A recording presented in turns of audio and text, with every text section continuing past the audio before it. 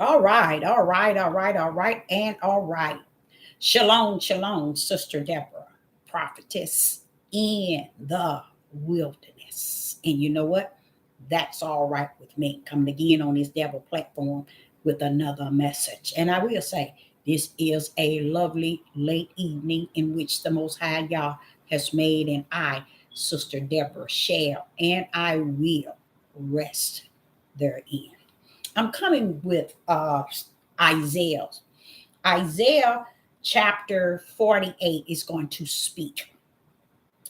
And the Most High want you to understand when you study this word, it's not what the flesh has to say. It's what the spirit knoweth that rests in spirit and truth. I've said over and over and over to you all, there's two. This book is inspired by the finger, okay? But it is not the word of Yah. If it was the word of Yah, then what purpose or what reason would we need the Ruach HaKodesh to be the teacher that it said it would be and said that would come to teach us all things? And the reason why all things, because we think the flesh of loudmouth people can really teach us spirit and truth, and they cannot. Just as the example of the fruit of the flesh or the fruit of the spirit. Which one is it? It's two. Maintain you with the fruit of the flesh, because that's what people want. They want that which they can see and believe. They don't want the unseen gifts of the Most High Yah. They want that which is they can see to believe. And it's not what is seen, it's what is unseen that rules the heaven and the earth. But I want to say to you all, you can have things one way or the other. In this late hour we're in now, we're in the last hour. And guess what? Pretty much everybody should know what they serve. Either they serve the flesh of a man or they serve the Most High Yah. And serve the Most High Yah, he said, you got to serve me where I'm at. And that is in spirit and truth. You cannot be taught or revealed. You cannot even hold the gifts of the Most High Yah without having his spirit. His spirit will not come and abide in you if your idol God is the flesh of a man. He's going to let you go where you need to go. He's going to let you be where you need to be. You want an idol God? One that you can see and believe? One that you see the fruit and you call it the fruit of the spirit, that which is the fruit of the flesh. The fruit of the flesh has no comparison with the fruit of the spirit. That means you can't say what you see in the flesh is the fruit. That's not the, yeah, it is the fruit. Let me get that right. Let me kind of get back into that. It is the fruit. It's the fruit of someone's flesh. There is a nation of people on the face of the earth have always, when Yah wanted to be their God, He wanted to be their all in all. He wanted to show himself. He wanted them to see his power. He wanted them to see his glory. They saw nothing but an idol God. Same yesterday, like unto today. They're not going to come up from out of that because they are who he say that they are and not who they tell you that they are. But there's two. Either you're going to be born of the flesh or you're going to be born of the spirit. He that is born of the spirit trusts in the things which is spirit and truth, not the words and the wisdom and the knowledge of the flesh. But if one trusts in that which they can see and believe, that which is flesh wisdom, flesh knowledge, flesh understanding, flesh emotion, flesh personal opinion, flesh feeling, when you trust in that end, guess what? You got your destiny wrapped up in these last hours. In these midnight hours, your destiny is already wrapped up. Because we want to see what we believe. We want something that we can see and hear, touch, and commune with to be our God. One thing that's beautiful on that end, there's a beauty for me on that end, because it makes me see darkness for really what it is. And then the way the Ruach taught me is, Deborah, don't forget, I rule. Everything was, everything is, everything's to come, Deborah, has already been. I've been there, done it. It's finishing me. That leads me to understand why they thinking they orchestrating down here, clowning, loudmouth, can but deceive at. They don't even understand, baby. Your calling was to deceive. But it wasn't when you got down here. It before you came out of your mother's womb, you was predestined to deceive the multitude that follow your flesh. See, that's what people don't understand. See, because they never were taught what took place before the foundation of the world, this is why they're where they at. And I'm like the Father said, Deborah, stay in your lane. Because he knew that as long as you stay in your lane, you're going to be okay. And that lane is spirit and truth. It is where the light that leads to the narrow gate.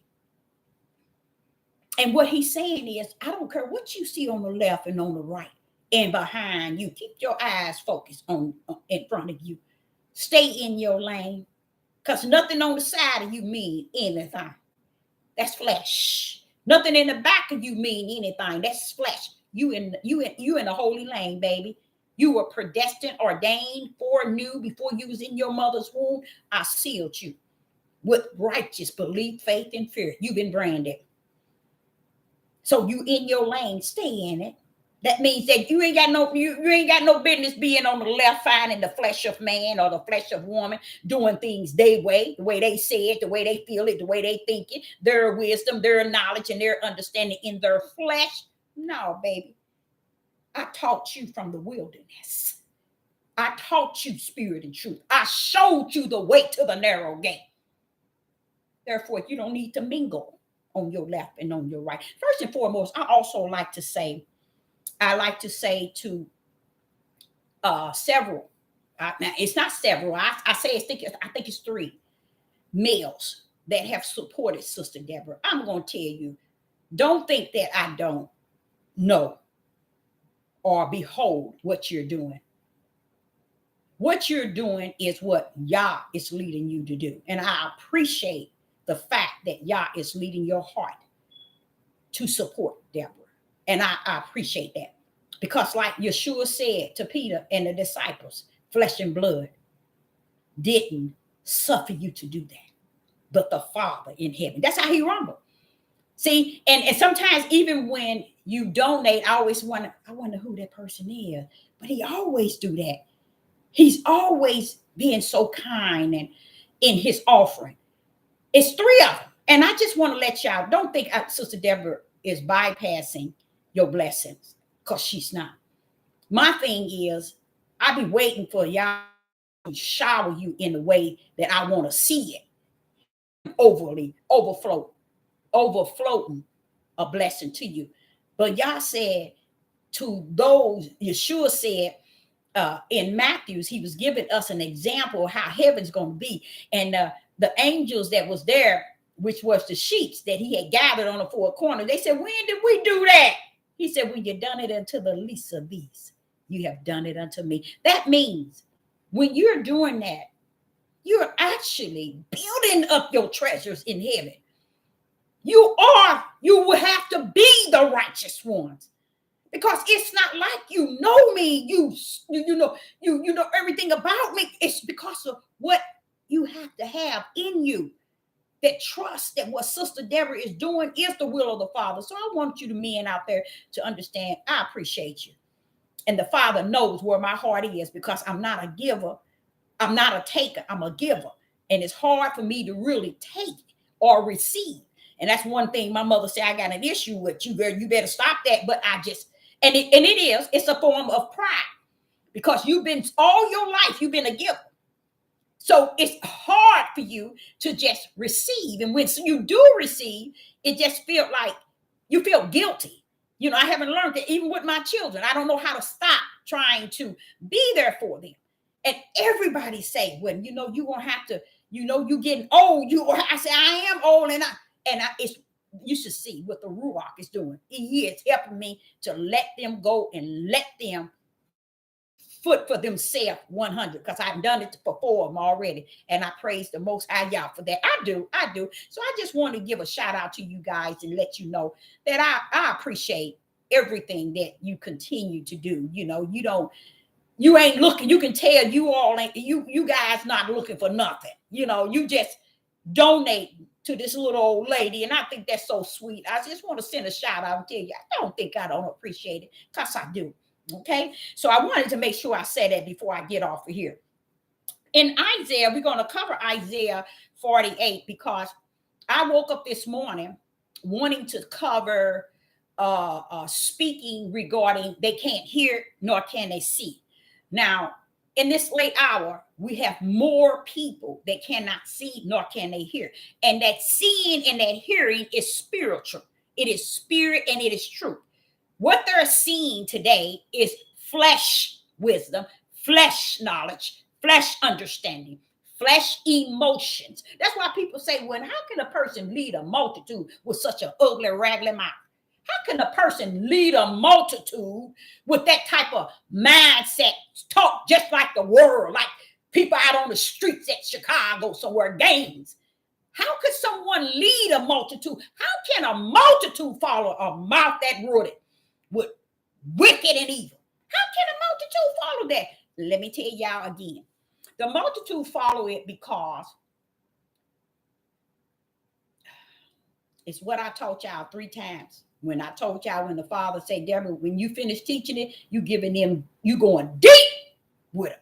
But they can't get it until I open their eyes to see and their ears to hear. So I'm gonna go a little bit. Before the foundation of the world, everything was finished. Okay, so what you see on the earth is the characteristics of those that what book they are really written in. There is a book of life, just one, and there is books, books. The books are those who have been sent here with the position to do exactly what they're doing. That's why they can't get out of what they are in. Even if they try, they can fast 100 years. They can be on their face praying to y'all 100 years. Guess what? It ain't gonna change. Why? Because they're already written in the book, in the books. They're already written. When you go to Revelation 20, it tells you that there's a book of life, which is one, and there are books, which is many. Well, the book of life are those that Yah branded before they got down here with faith, righteous, belief, and fear.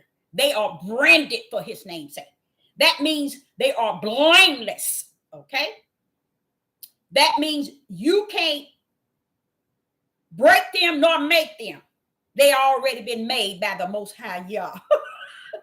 And those that are in the books are the goats.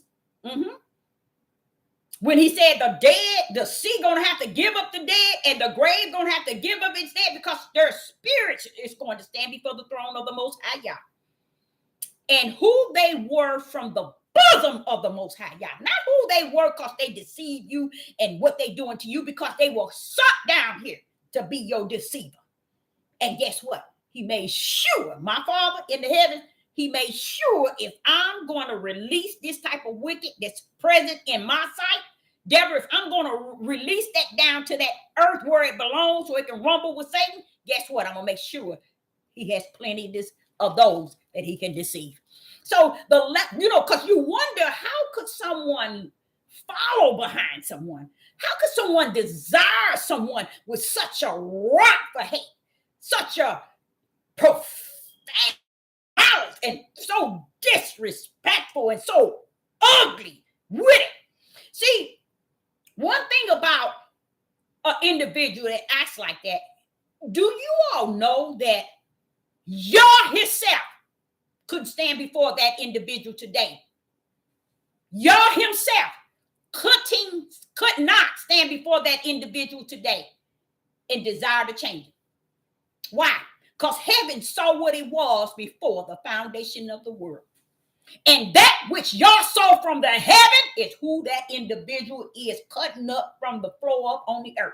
So it's not so much as what Sister Deborah can say regarding this person. And this is where you know Satan got them bound, because the stupidity of this individuals, and I'm going to say individuals, the stupidity of it is, who going to come tell you something Yah said, and you're going to continue therein?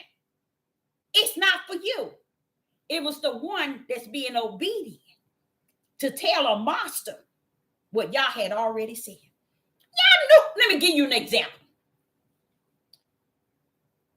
Yah brought Moses to himself. And he said, I need you to go to Pharaoh.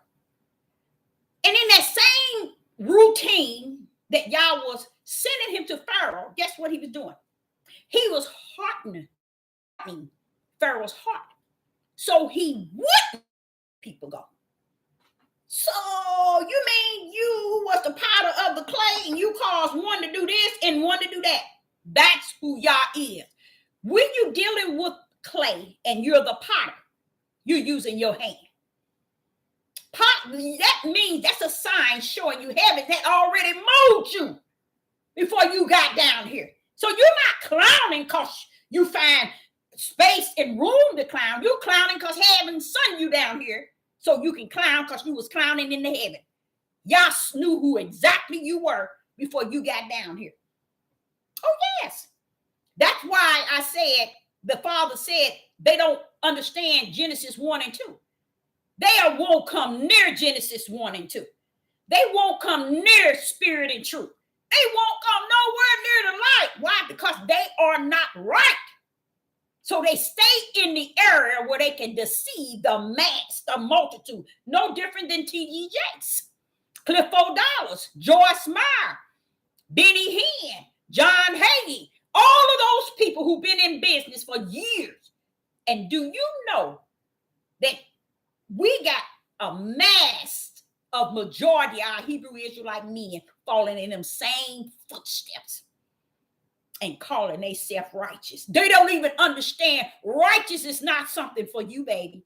Righteous is a brand of the Most High God. Before you brought your tail down, before you got your tail down here, and you didn't bring yourself down here. I'm just trying to show you the power in that right hand. And we're going to see that in 48. Isaiah 48. And you know what he was telling me?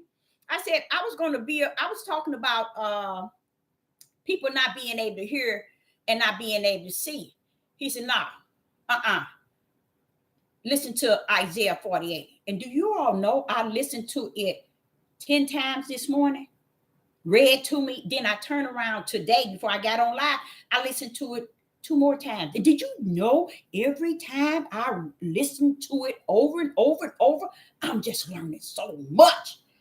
I'm learning so much. And guess what a lot of the learning is? Confirmation. Stand still and know that I am Yah. I'm the one created you the lane to run in. Stay in your lane. Meaning don't let turmoil of the mouth, deceivers. Take a toe. Stay in that lane you in. And it's a sad thing. People tend to think that they can threaten you. Do they understand? Look. Ooh, Father, Yah, help me here, Father. Help me here, Father. Ooh, I'm gonna need some help. Quiet Storm. I just want to show y'all a glimpse. And Quiet Storm said, I need you to go to your email and read. But I only read like 10 sentences and got scared for some reason. I got scared. I called Quiet Storm and said, wait a minute, what's going on? He said, you couldn't have read it that fast. I wanted you to read the whole thing. I said, hey, y'all, something going on here. Quiet Storm. You all cannot see it, probably.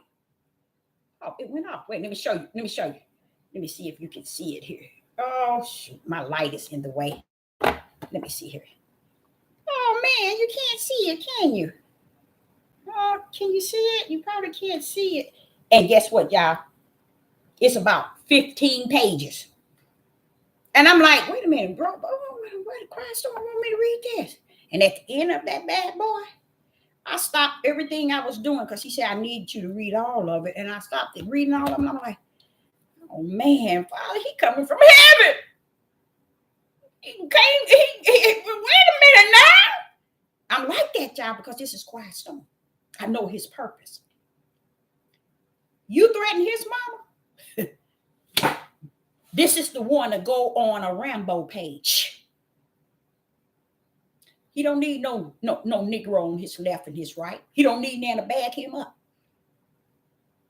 He would go on a Rambo page. He'll go on a Rambo stage. I don't know if y'all ever seen Rambo come up out of the ground, out of the waters, no matter where you at, get you one at a time. So you better stand down. And this is not a threat. This is a warning. Okay? So to say this, if you think y'all have not son he is down here with the tools in which he has assigned them to use in this sick world, in this dark world, and on this devil platform, you's a fool, and you gonna live a fool and die a fool. Even if he had to send a quiet storm to raise a storm. That's my point. You don't know who you messing with. You look and you thinking, okay, that's a little old lady and all, yeah, because this is the problem. And I did, y'all. I looked for the last month and heard at least 25 males talk against these men, dried up so and so. That's why they want some control.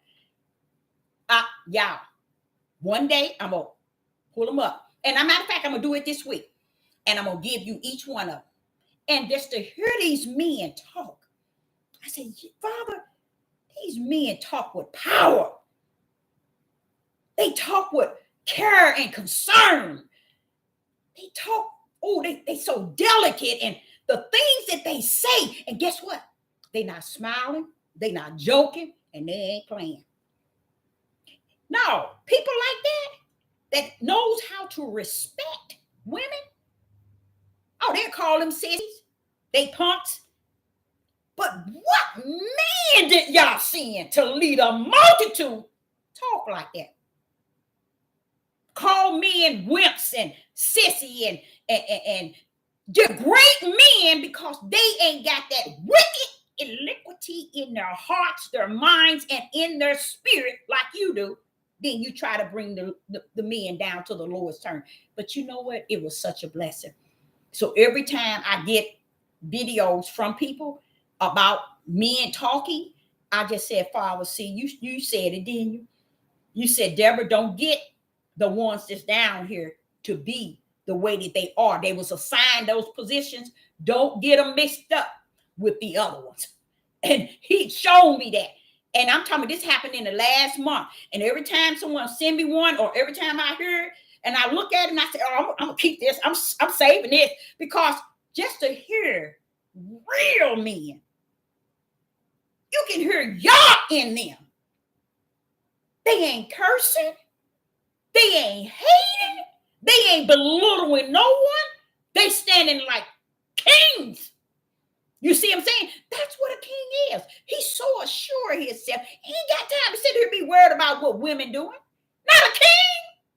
Not a real king. Why is he going to be all his whole life? His whole life, y'all. Listen to what I'm saying. His whole life just showing you. Loudmouth, ugly men. They've been having issues since they was a little boy. They've been having issue with even their mama, their aunt, females that done turned them out. They've been having issue a long time. This is why you get what you get today. And these men follow behind that, not knowing that this person is damaged. They don't even know it. But that shows you that the Ruach can't be living in these people if they're portraying to be full of the Holy Spirit or have the Holy Spirit and following this type of loudmouth trash. And yes, I'm going to say trash, because the iniquity that comes out of the mouth of one, the sin, the wicked, the evil, and you can't hear it. That's why he gives his the tools to use while you're down here. See, and that's another problem. Many people haven't even tapped into their gifts, because people like this destroys your gifts. They out to destroy your gifts so you won't be able to tell them who you are. They won't be able to tell you who you won't be able to tell them who they are. You won't be able to discern, wait a minute, this is wicked. This person is hardcore wicked. This is why. So the people do away with the gifts. They lose out on them. But y'all, it ain't like y'all haven't given it to them. They just don't know how to use them. They don't care to use, because they wants to walk without, and I don't blame them, without all that chaos. But the thing about it, every gift from Yah has its purpose and its reason. And it's not to sit back and listen to people splatter hate at a level. Do you know when Yah come, do you think that he's going to come listening to you, finding room to teach these people, these males, how to hate at its highest? And guess what? You know what the Father said? Deborah, those are apples that's hanging on that tree. He said, even those who fell from the tree ain't going to be no different than the tree itself. If the tree is bad, every apple on it and every apple that falls off of it is just as worse. I'm like, oh my goodness. What if someone looking at the apple, he said they're going to be just as worse as too. Just as worse as he that hang on the apple. I said, but why? It's because they marbling off the apple. Oh, that apple looks really good. Oh, that apple is, oh, it looks juicy. Oh, it's really red. Oh, it's really green. Oh, I like the stem on the apple. I like the way the apple looks, and they begin to eat it. Crunch on it. Oh, I'm going to go get me another one and another one. And they don't even understand. The first one you had was more than enough, because they detach you to a bad tree. But guess what? It ain't a bad tree because it's a bad tree. It's a bad tree because that's the way heaven had already orchestrated it. That means it's nothing, Sister Deborah. Nobody in this whole world can say anything to a bad tree. You can't say nothing. Because what did he say? In the act, in Proverbs 16, listen to what he said here. And this is beautiful to me because it gives you, it justifies and clarifies why individuals are like this. In all the ways, Proverbs 16, verse 2, all the ways of a man are clean in his own eyes. But this is what I like. Watch this. But Yah wed the spirits. You see that S? Do y'all see that S? Guess why? Because y'all know somebody that really think they that clean. Got people thinking they upright, they just, they holier than thou, they are man of Yah. Y'all said them, the people that follow those type of people don't understand. Proverbs 16 and verse 2. I a higher ways, the spirits that's in them. See, a lot of y'all don't know that's what's in them, because what happened is, in the beginning of their lives, they always had issues. They came to the earth like that. So it ain't like somebody did anything to them. Heaven brought them down like that. So that's why I tell y'all, people run around here talking about fallen angels and fallen giants and all these old things. But baby, you know what? You need to check your ugly tail out. You need to check your own ugly tails out, because if you really tell the truth of the whole matter, heaven said you are your own worstest enemy. He didn't say fallen angels, and nor did he say Satan. You are your own worst enemy. Why? Why, Father Yah? Because I knew who you were in the heaven. I created you. And your flesh that surrounds your spirit fights up against your spirit. You are the enemy to your own self. But they sitting around here talking about fallen angels, the heathens, the Gentiles, everybody else. And nobody's willing to go to the mirror and look in there and see your ugly self. Because they thinking, if I can blame this person and say this is the reason, or this, and I can train people to believe every word that proceeds out of my mouth, I know I'm a God. And that's the mindset. The mindset is individuals. It's like a narcissist. They really believe that what they saying is righteous, y'all. And I said, Father, wait a minute. Is that strong delusion juice? He said, yeah, it's way beyond that, Deborah. It's just that deep. That's why you be thinking you could say something. I'm not telling you to say something for the change. I'm telling you to say it for the prophecy that shall come to pass. And you know, the sick thing about the individual where you know that demonic has detached at the highest level of wickedness in an individual is when they don't have, nobody can say nothing to them. Nobody can say anything. Nobody, even those that are around them, can say anything that would steer this individual mind to another area. I sit back and see them heathens. They don't give them the time of day. Don't give them a time of day. And don't even know it's going that in that day. Guess what, y'all? That one day, kingdom come down, and guess where it's gonna come down? From the inside. People think they got it buckled up from each side. Oh, I got it locked down on my left, locked down on my right. Oh, I got it locked down in front of me. I got it locked down on the back of me. Y'all said, Deborah, it's gonna come from within. I already knew that.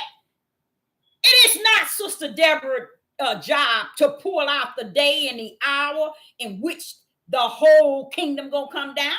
But I can rest assured you that it's nothing that will come out of my mouth, and haven't since I was a little girl, that has not come to pass. Now, this is what people say when I'm looking. It ain't happening. It ain't happening. Or it ain't happening. Oh, wait a minute. Hold up. Y'all ain't on your time.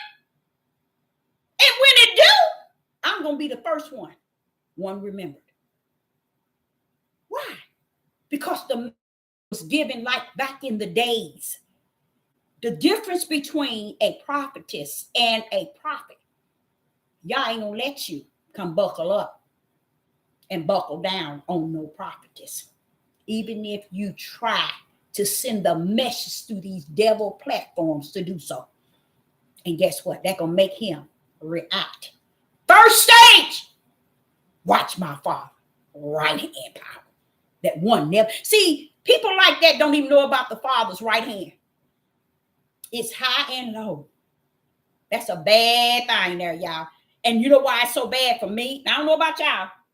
The reason why that right hand is bad, is mighty for me, because I sat back and watched that right hand create everything in the beginning and knew what it was. I knew all the time. Because I was like, wait a minute, what you talking about? Let. Oh, that's that right hand. It's just like me saying, let me pick up this cup and let me drink it. What happened? Speaking it or thinking it, and my right hand performing it. That's the power of Yah. So when people thinking that they're going to bypass what yesterday did, how he rumbles when you get the messing with his. If you're thinking for 1 minute you're going to come anywhere near it, you're going to cause him to activate what he got prepared for your tail sooner than later. Praise the mighty God. That's the difference from a prophetess versus a prophet. Try him at it and don't see where his right hand. Because I said to the Father, I said, when Father, to say something to somebody that's already gone, what? It's because too much time, y'all. That's all y'all saying. Too much time this individual is given to cause people to hate more. Cause people to hate because people are not sinning and committing adultery and lusting like the individuals and those it's hanging from the tree. So if you don't get with Satan and his team, well, okay, you're going to try to say negative to the other men and continue to try to dig the holes, the rabbit hole down for the women. And you think y'all don't see that, y'all? Even, y'all said, Deborah, even those who can't see it and in a strong delusion juice setting with that individual, it's not important that they do see it. They're just going to go down with the ship. Praise the mighty Yah. Praise the mighty Yah. Oh, yeah. And do you all know that it is so many that wants to come out and speak? But guess what? Y'all say if we in the midnight hour, y'all, we in the last hour. And if you don't stand up on righteousness, guess what? You're going to fall when the tree come down. That's just all it is to it. It's not Sister Deborah's job to pray for the time, the hour, the minutes, the day. He said, Deborah, in one day. I said, Father, you for real? I said in one day. You know what he's telling me? He said, I can bring anything down at a blink of an eye. I'm going to take just one day and bring that tower down. Why? Because he's given too many a chance to run, to get out, to get away from it. See, a lot of times when you saw, let me give you an example. You saw Moses going to Pharaoh. And the first thing when I was a young girl, I said, now you sending him to Pharaoh. But why are you talking about hardens and Pharaoh's heart? I don't understand. Why are you going to harden his heart? See, you have to be with him. You got to feel this thing. See, a lot of y'all walking around here talking about you got the light and spirit and truth, you ain't got nothing. Because this thing, the word of y'all got to be felt.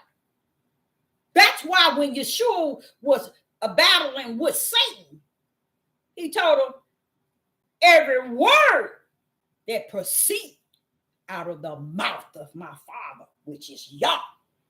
Right then, see, Satan was only on that mountain to find out, wait, are you the son of man or are you the son of Yah?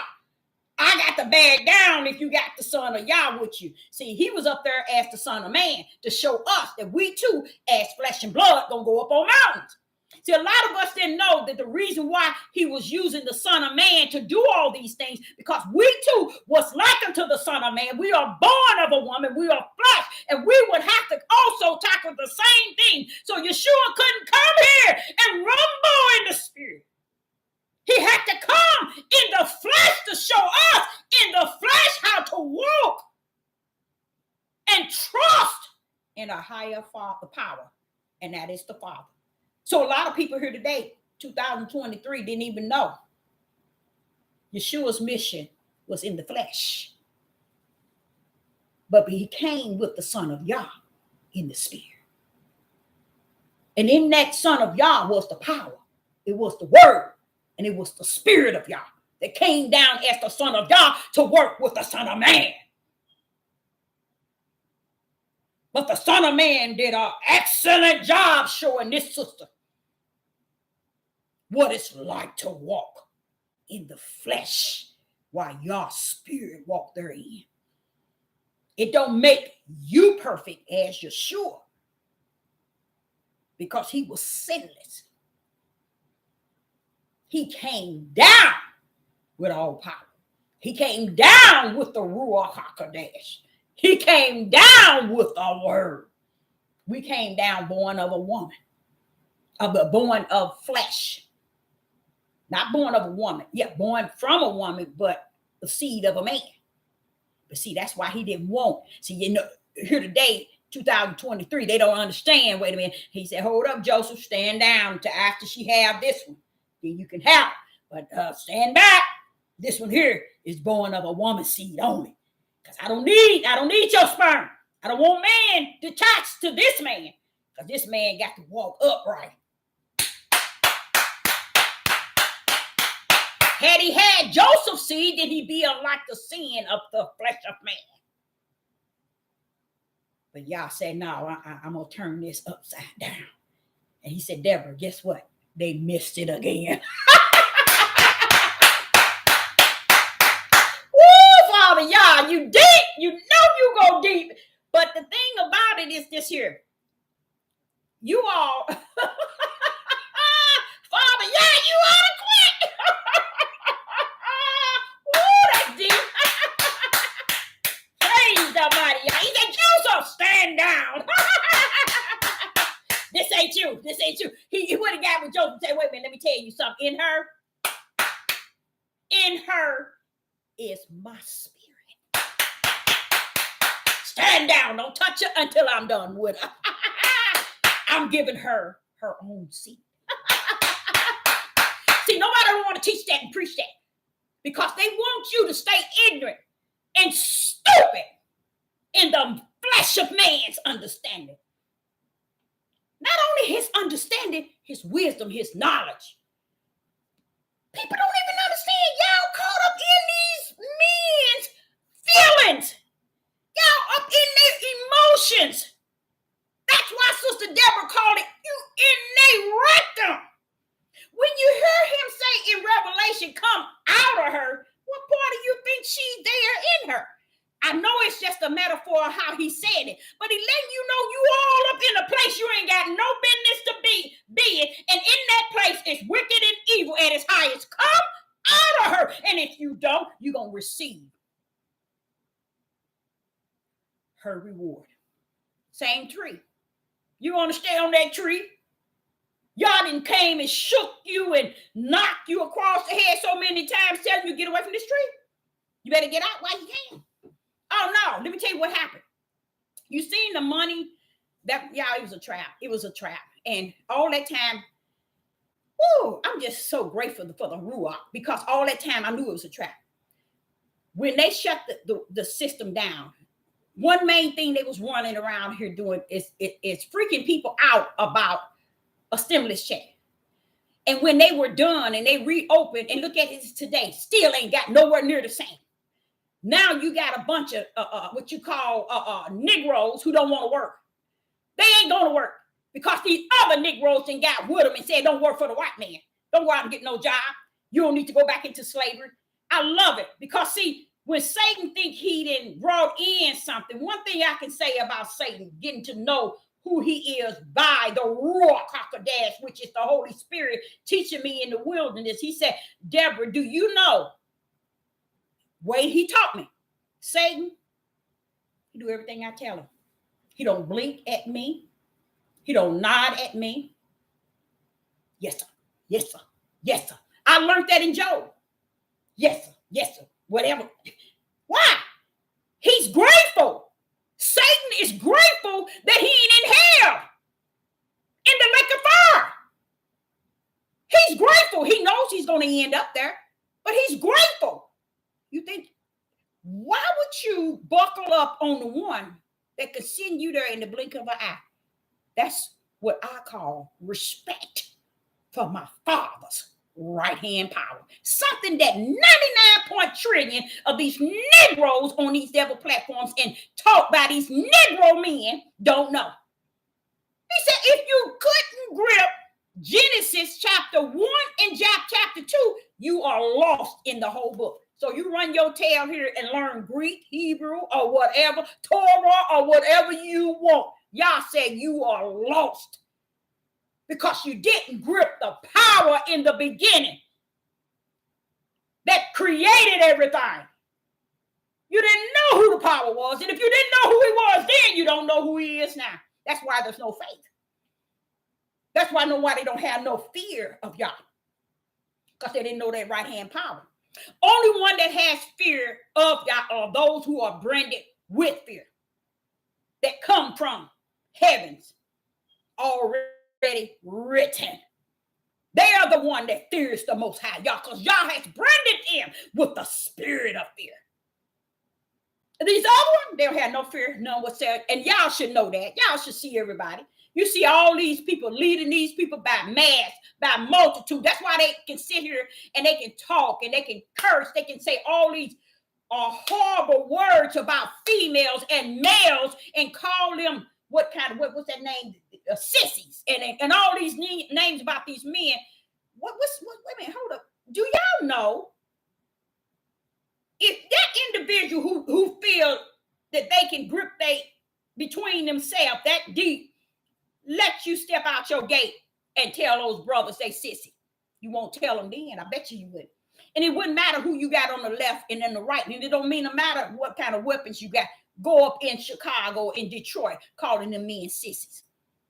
Go in New York calling them sissies. You better stay on that church form you on. You better stay right where you at a distance running your mouth. Because ain't nobody afraid of no guns. I got these heathen, let me stop calling them heathen. These Gentiles that come into the store and they always talking about women. And they be packing. And they know in Illinois they're not supposed to have. You know, Illinois don't let you carry. But these guys, they have them. They said, look, Miss Deborah, wham! I'm like, what y'all doing? And they said, see, and I told them, I say, I don't care what you get. They be telling me how they got so much weapons underground. Hey y'all, they teaching their kids how to shoot. They teaching their wives how to shoot. I'm telling you, everybody. Now watch this. I say to them all the time, I say that y'all gonna lose. Do you know that you ain't gonna be able to defeat? You know what they willing to say, y'all? This is the difference from Negroes and Gentiles. You know what them Gentiles say? No, you're right. Because what they got, most people don't even know the type of firepower the system has. They really don't. They think them little them little free guns that they got, because it's for show, and the power that they got, that they know of when they shoot, baby, you ain't seen nothing. And the Gentiles is the main one that can tell you. Because they said they got a whole kind of guns, y'all, stacked away. But they feel that the government is who they going to have to fight. They really feel the government is who they going to have to fight. But he said, we just going to die fighting back. That's what he said. That's what, now, it's about 5 or 6 of them that told me that. Total different people. Some of them be from out of town. We're going to fight our way out. I mean, fight our way to death. That's what and they don't have no problem with that. Because they figured at least they're going to fight back.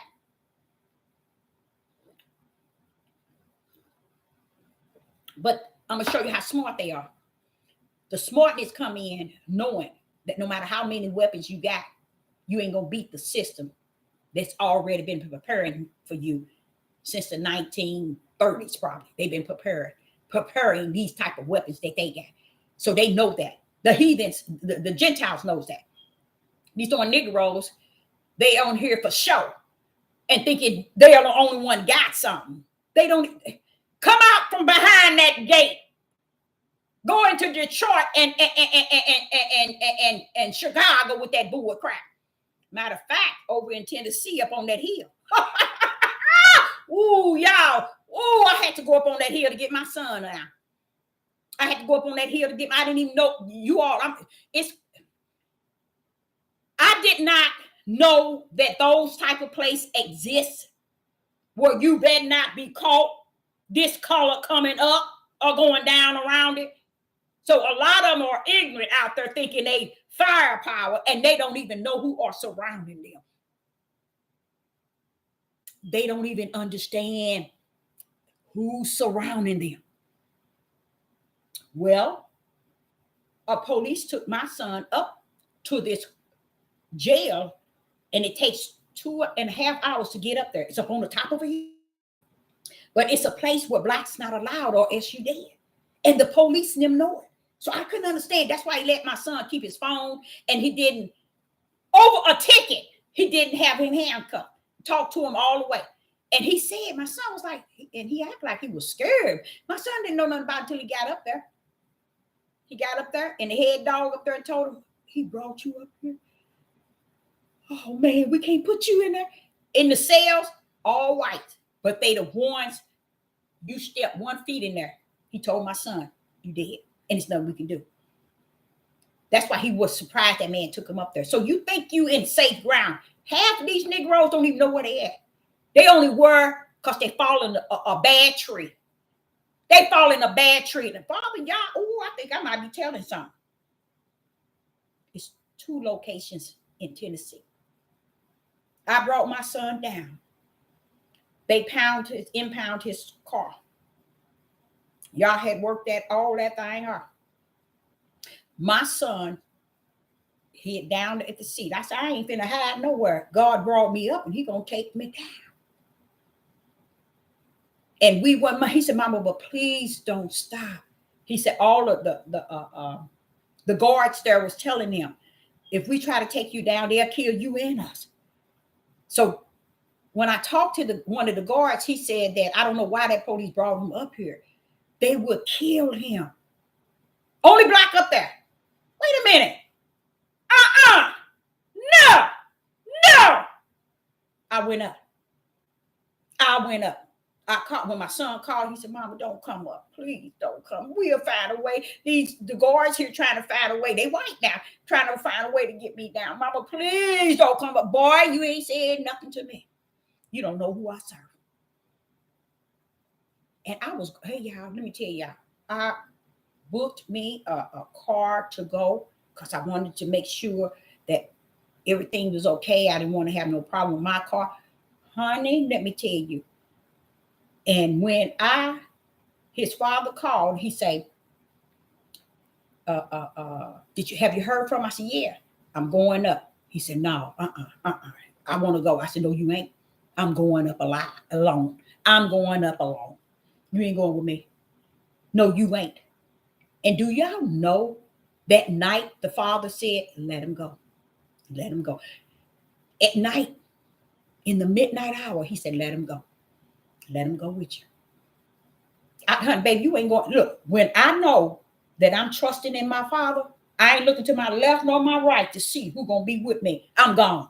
You see, I'm going to do. And you know what? If I got to go down, I'm going to go down. But I'm going down with my Father on my left and my right, in front and in back.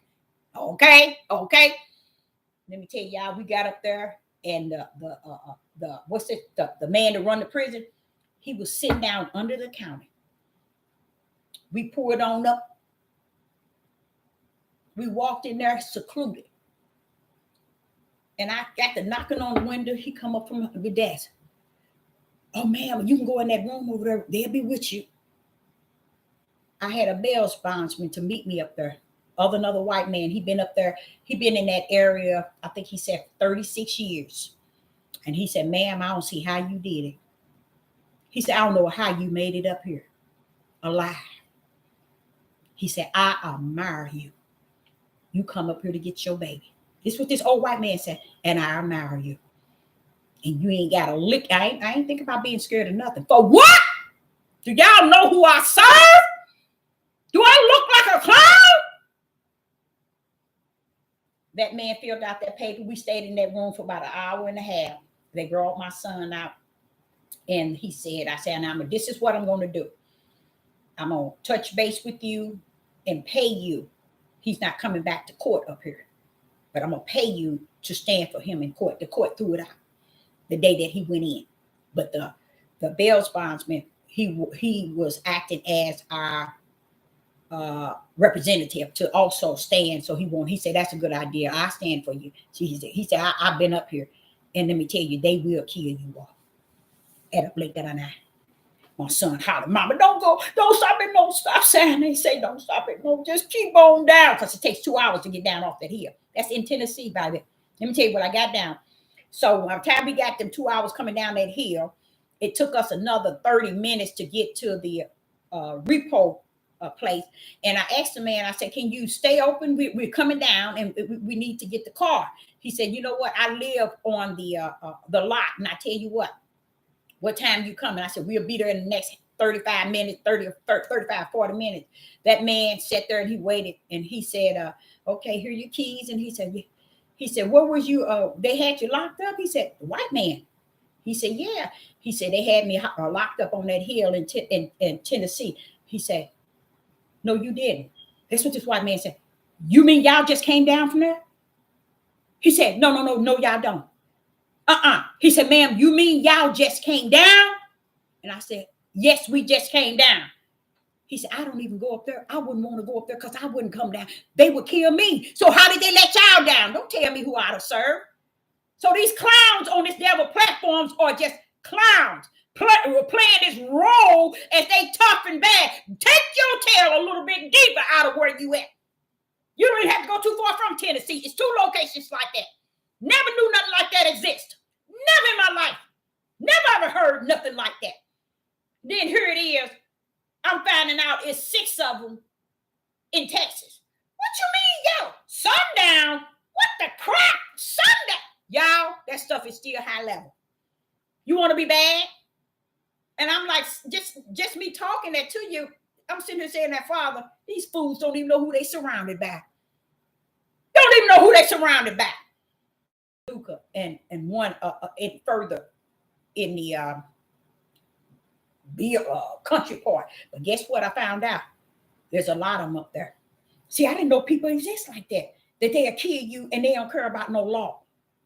See, I didn't know nothing about that. But when that man sat there and he told us, no, your son wasn't up in that place. I said, yes, he was. Here's the paperwork. He said, ma'am, y'all came down alive. He said, ma'am, I've been living here 50-some years and you wouldn't catch me going nowhere near that hill. I don't give a rat's behind. I didn't say this to him, but I don't give a rat's behind.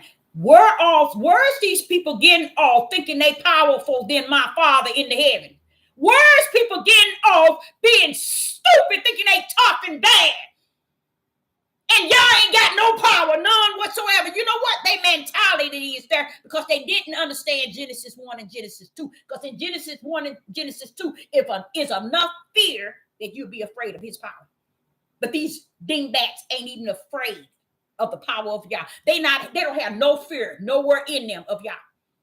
And here I'm a sister, a prophetess in the wilderness. You think I play with him?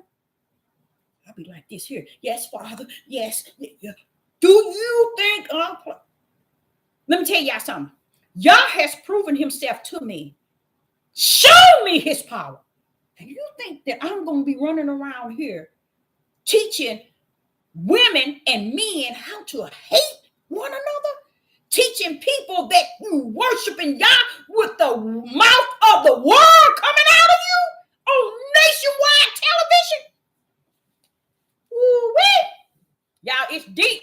That's showing you this tree. And those who have trees in this Hebrew Israelite movement, their tree has no righteousness, no faith, no fear, and no belief that he is who he is. Because let me tell you something. He ain't nothing to be played with. When my son come tell me, Mama, bend down, we're going down, it's going to take 2 hours, but please don't stop it. No. Now, he's every bit of 5'3", and let me tell you, I've seen him throw down. But this bro was in that prison, and them guards were white, and they was trying to bring my baby down. But they said they wouldn't live. Just as the man had told his car, said, man, I don't go nowhere near that mountain. They'll kill me. And I know they'll kill any blacks or any Mexican. You better not go near that mountain.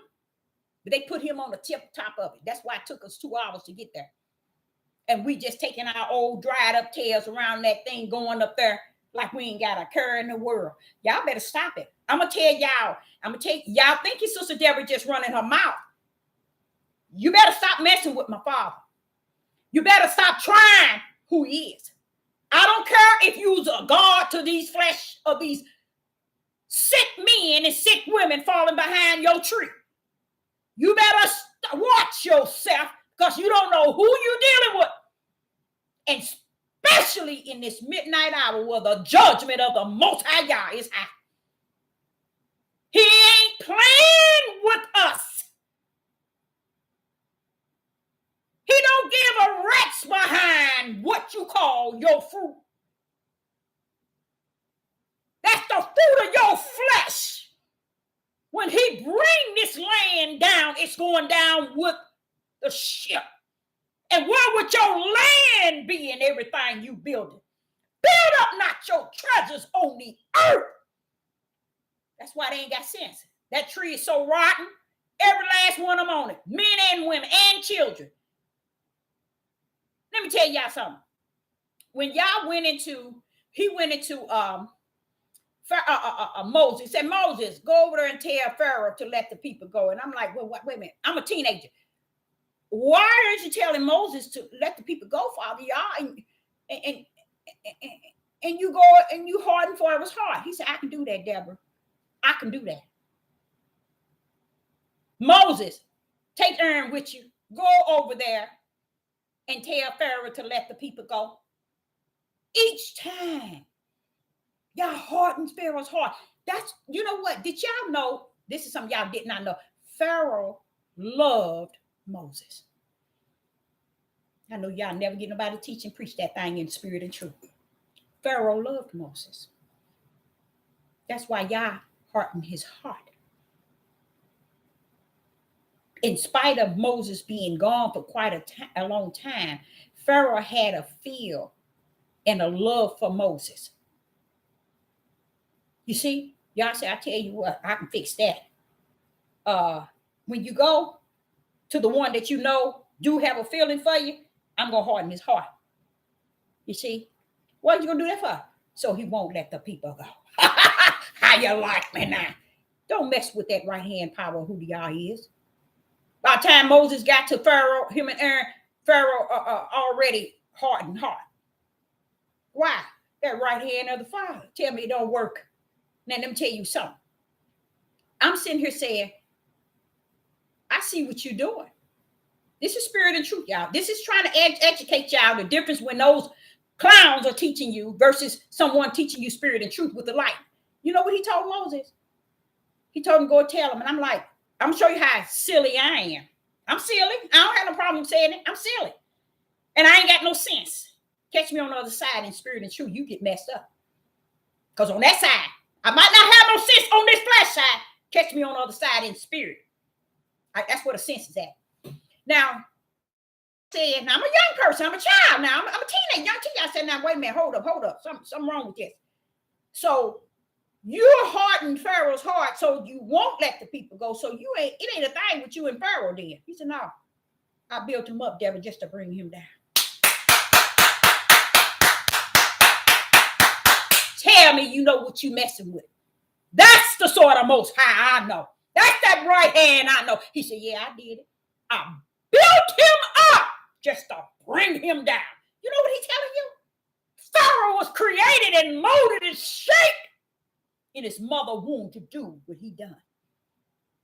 For my sake did I create him. To do what he did. Now watch this.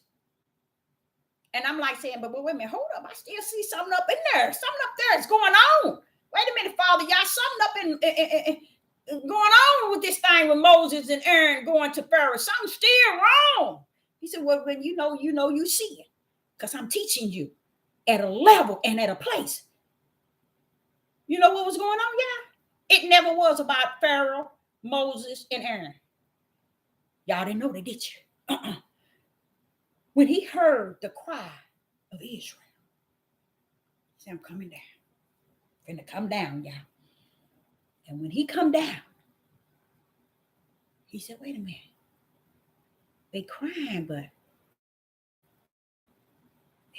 they whole action look different than they cry. Wait a minute, hold up. I heard the cries from heaven, Deborah. But when I went down, their action wasn't matching their cry. Praise the mighty Yah.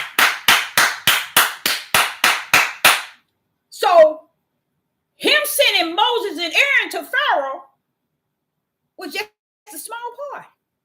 He was trying to get us same people today, like until then, to recognize his power, his glory. Here we are in the year 2023. Guess what? We know different than the Israelites that was in bondage with Pharaoh. So what did he do? He said, I'm going to keep hardening his heart, Deborah, so he won't let them go. See, because I heard they cry. And I know they cry.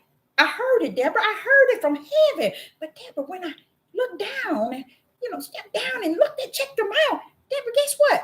They cry wasn't matching their action.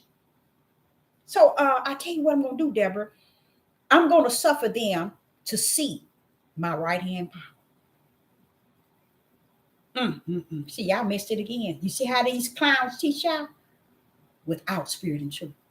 It was never about Pharaoh, Moses, no Aaron. We made them it about them. It was what Yah was doing. That's why he hardened Pharaoh's heart. He was still trying to get the same one that cried, have some sort of action. Now did he come down? They didn't have none. None whatsoever, y'all. So he said, I tell you what, Deborah, I'm gonna throw out some plagues. Maybe the Israelites will see me then. Surely they'll see me. You think so, Deborah? No, Father, they ain't gonna see you. The reason why they ain't gonna see you, you saw them from heaven. You knew them before the foundation of the world. He said, now you're getting it. See, you got to know the Father from the heaven before you understand them on the earth. You got to know him from the spiritual realm before you're trying to make him flesh like you. So I'm like saying, okay, wait a minute, Father, y'all, wait a minute, something going on right here. Okay. It really didn't, y'all. I was a teenager. I was one that asked God all kind of questions. I said, now this don't make no sense. You sending Moses and Aaron to tell him to let the people go, but you hardening his heart so he won't. What's going on with that? And that's how he shared it with me. He said, when I heard the cries of Israel and I stepped down, I realized the cries wasn't matching their action. Ain't that deep? That's like it is today, y'all. Same way today. Their cries wasn't matching. So I felt that if I bring some plagues on Pharaoh and Egypt, then they'll see my right hand power, Deborah, and they'll pull on up. Guess what? They never saw him. But he said, that's all right, Deborah. I have already prepared the wilderness to bring them out. I had already, but I did want them to see my power. People so ignorant. They want to give all these flesh of a man the role of my Father. I'm a living witness, a living prophet, not a dead one. I ain't giving Moses, Aaron, David, Abraham, Isaac, Jacob, Solomon, Ezekiel, Jeremiah, none of them is getting the higher praise than my Father. Matter of fact, they ain't getting none because they are not worthy to be praised. Only the Most High Yah. People out here praising these loud-mouthed, nasty-mouthed men, teaching hate on every side. Calling these men sissies and all this sort of stuff. You better stay on your church form. Because you pull up out of there, y'all let you meet your match outside that ground. Now bet you anything, every weapon you have won't protect you out in this world. You got a world you got built right there where you at. You better stay in that your lane. Because that's a world you got built right there. And it's a dark one. Because y'all have suffered pretending, faking it, thinking they making it. Now, this is what happened. Here these Israelites, and I'm like saying, okay, I see what you're doing. You causing all these plagues to come up on Pharaoh and Egypt just to impress Israel. Ain't that deep?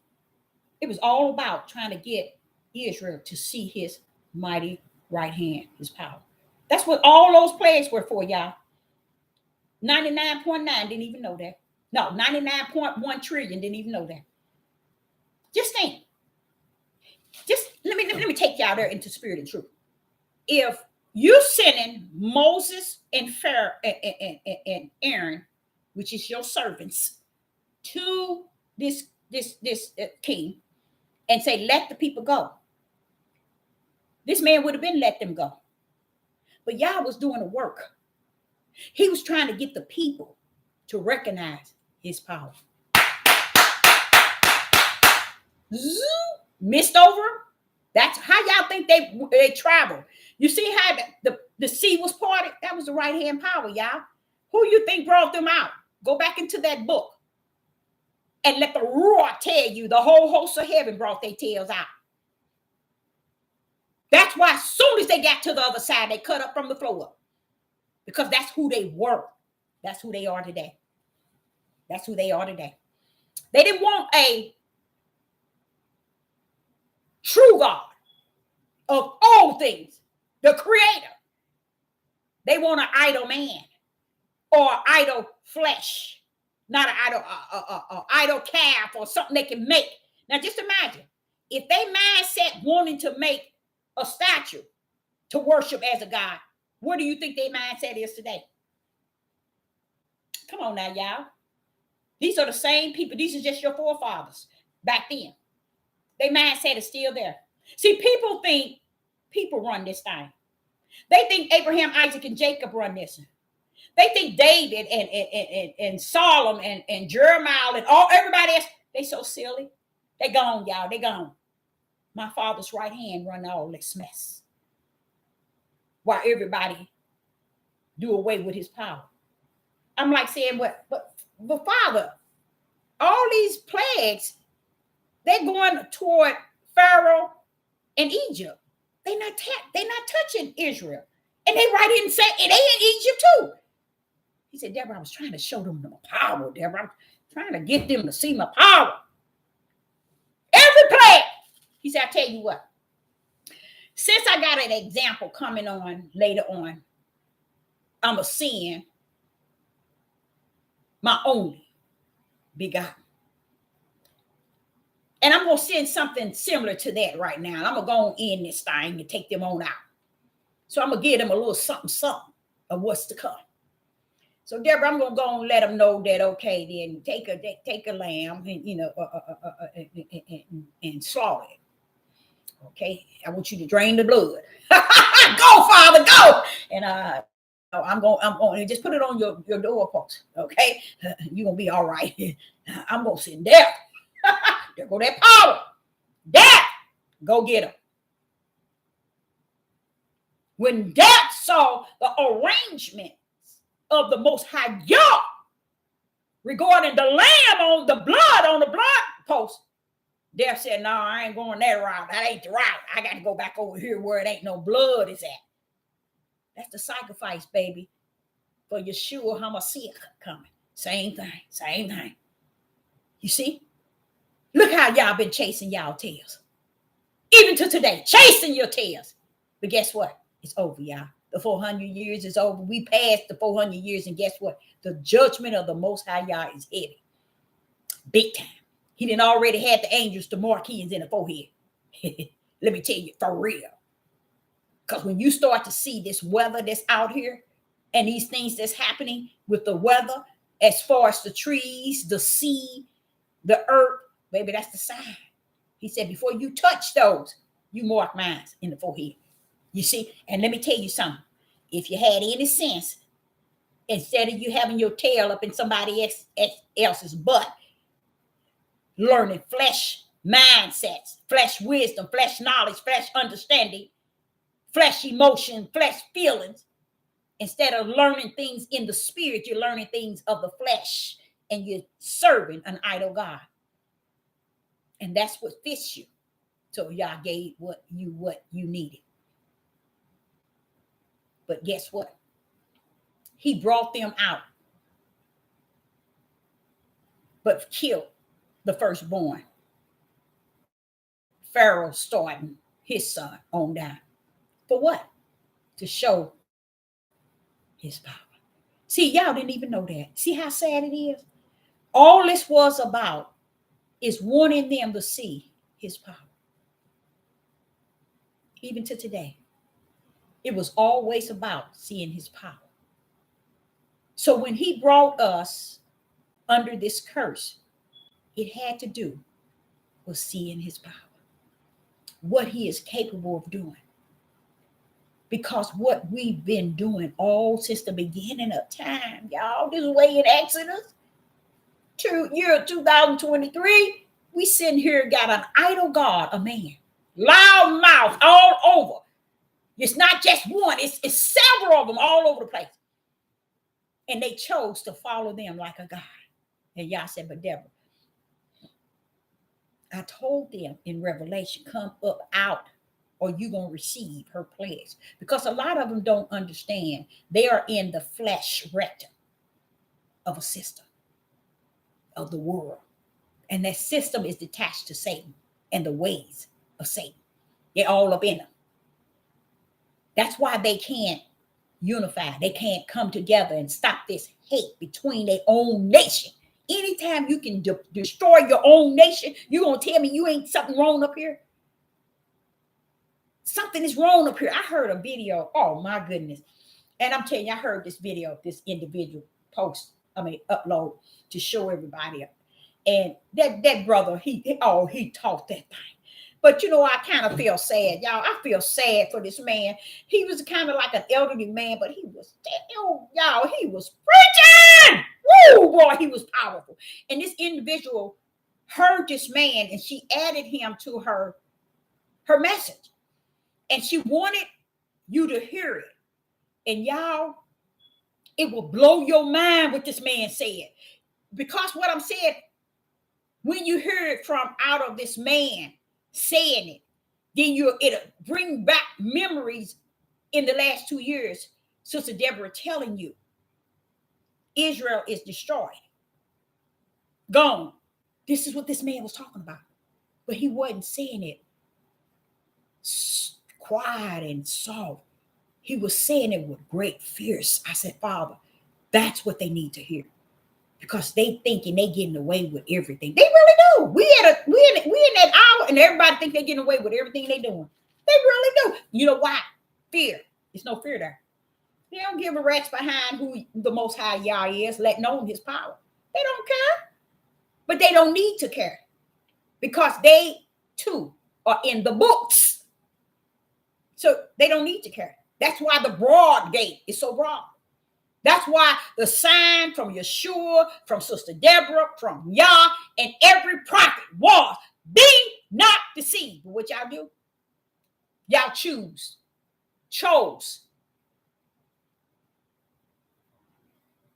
what was already chosen for you. And that was to be a deceived person by a deceiver. Y'all don't have no problem with that. He said, I don't want orchestrated that. Like I hardened Pharaoh's heart, I gave them what they wanted. See, people run around here thinking they serving a man as a God, giving him all glory and honor and above y'all. Don't see no iniquity and wicked and evil in him. And serving him like he's a God. And he's upholding you like he is. And these fools sitting around is just rotten inside. Apples sitting on the tree. Study growing apples and they think they're doing something. Just don't understand, baby. Let me tell you. He already warned you in Revelation, come out. And Sister Deborah said, wreck them so you'll know to get a feel of, baby, you all up in this individual in like this, baby. You can't even come out even if you try to squeeze out. That's how deep you are. You can see it. I'm a living prophetess, and I'm not a dead one. I'm looking dead at all this stuff. I just thank the Most High for creating me a lane to run in. That's why I don't have to worry about you. what you think, what you feel, what you got to say. You ain't nobody. You only somebody to nobody. You only somebody to nobody. You see? All y'all has been trying to do all this time. And then he sit and say to me 2 years ago, Deborah, it is finished. I'm like, wait a minute. But now I can say, gotcha. You know, just salute him in every shape, form, and fashion. I get it. Even if it make me feel sad, even if it make me feel bad, even if it make me feel scared, even if it make me feel emotional. That's just my flesh, baby. The spirit is all for it. Yes, Father, yeah. Yes, Father, yeah. Yay. Yay. I can feel it. I can feel that thing. So what? Flesh, stand down. My Father got this. You know that in your spirit because you're branded in the spirit for his name's sake. So this is the difference from Sister Deborah and many others. I'm not going to make a statement and back out of it. I'm not going to say something the Father gave me to say and get scared. Because if I got to get scared, baby, you be lucky you wake up the next morning. Because if I got to go through the throne that way, somebody's going to be in some trouble. Somebody's going to be in some trouble. And I have been trying my best to be the best that he can allow me to be and have allowed me to be. My mother used to tell me when I was young, she said, pray now, don't make sure you pray because she know you said what? I go to my father, Father, did you hear that? Did you gonna let that go? You gonna let that? That's how I go to my father. No, baby. My Father that I come to know, I don't know who y'all know. I do not know who y'all know. The one I come to know have all power. I look at even the fact that your tail wake up is his power. The fact that you're living is his power. What you mean, Deborah? Yeah, that power set your end days, your beginning days, and your end days. How do you like him now? That's his power. Something y'all forgot in Genesis 1 and 2. Because y'all so busy letting these loudmouth men mold and shape you. But it's too late. It's over. It's finished. You grew from that apple. Even if you fall from that apple, you that apple that fell from a bad tree. And that's why your mindset's still the same as the apple the tree you hung from. They won't come out. And y'all ain't looking for them to come out. So he let them, okay, stay there. Stay there. Stay right where you at. I got your number. I know what tree you fell from. I know what tree you hung from. And if you're thinking that the tree that you came from is bigger than who I am, stay right there. Hold up. Just stay right there. What you call it? A little while longer. People don't believe that you go down with the ship. Everything y'all destroyed, he took the whole ship down and anything around it. Why don't they understand that, Deborah? Because they don't know his power. They don't have no fear. They don't know his power. And you think he wants you to fear him? Y'all don't want nobody to fear him that he ain't branded with fear. So a lot of y'all being stupid out. You thinking belief, righteous, and faith and fear is yours to choose? Baby, your nasty flesh will never choose righteous. Your nasty flesh will never choose belief. Your nasty flesh will never choose faith. Your nasty flesh will never choose fear of the Most High God. That's his brain. He brand his before he even set them down. For his name's sake, do he brand him? He said, for my name's sake, Deborah, do I do these things? And I'm going to just touch a little here in, I went all over the place. But Father, I just want to say to you, thank you. Thank you, Father, y'all, for being all that you all was and going to be. That's the thing about it, y'all. Everybody want to try to think they know him. Get to know who he was before the foundation of the world. Who he is today. I tell you better, more. You better try to get to know who he's going to be. Because guess what? That's what's coming. And if you think for 1 minute he's going to sit and let you stand around and be a hateful tree, a wicked tree that's full of iniquity, adultery, sin, lust, Y'all ain't sent nobody to be no power to be thinking they supposed to be so mighty. Go to Isaiah 3:25 and hear about the mighty men. Matter of fact, Jeremiah said, come to him. Ezekiel said, oh yeah, tell him, Deborah, tell him, come on over to my end. Isaiah said, I'm already rolling. So go to Isaiah, Ezekiel, and Jeremiah, and they'll tell you how he's going to deal with these men. How he's going to deal with these so-called kings and leaders and rulers. And he ain't talking about the heathens. He already got them locked in one. He's talking about all these Israelites running around here, profaning his name. And the sister said it so well. She said it so well. I taught that thing about 6 or 7 times how I'm sick of them profaning his name. But guess what? The way she said it is their actions, how ugly they act, how they conduct themselves, how ugly their mouth are, how hateful they are. That's profaning his name. Because you're trying to represent somebody that's holy than thou, that's righteous.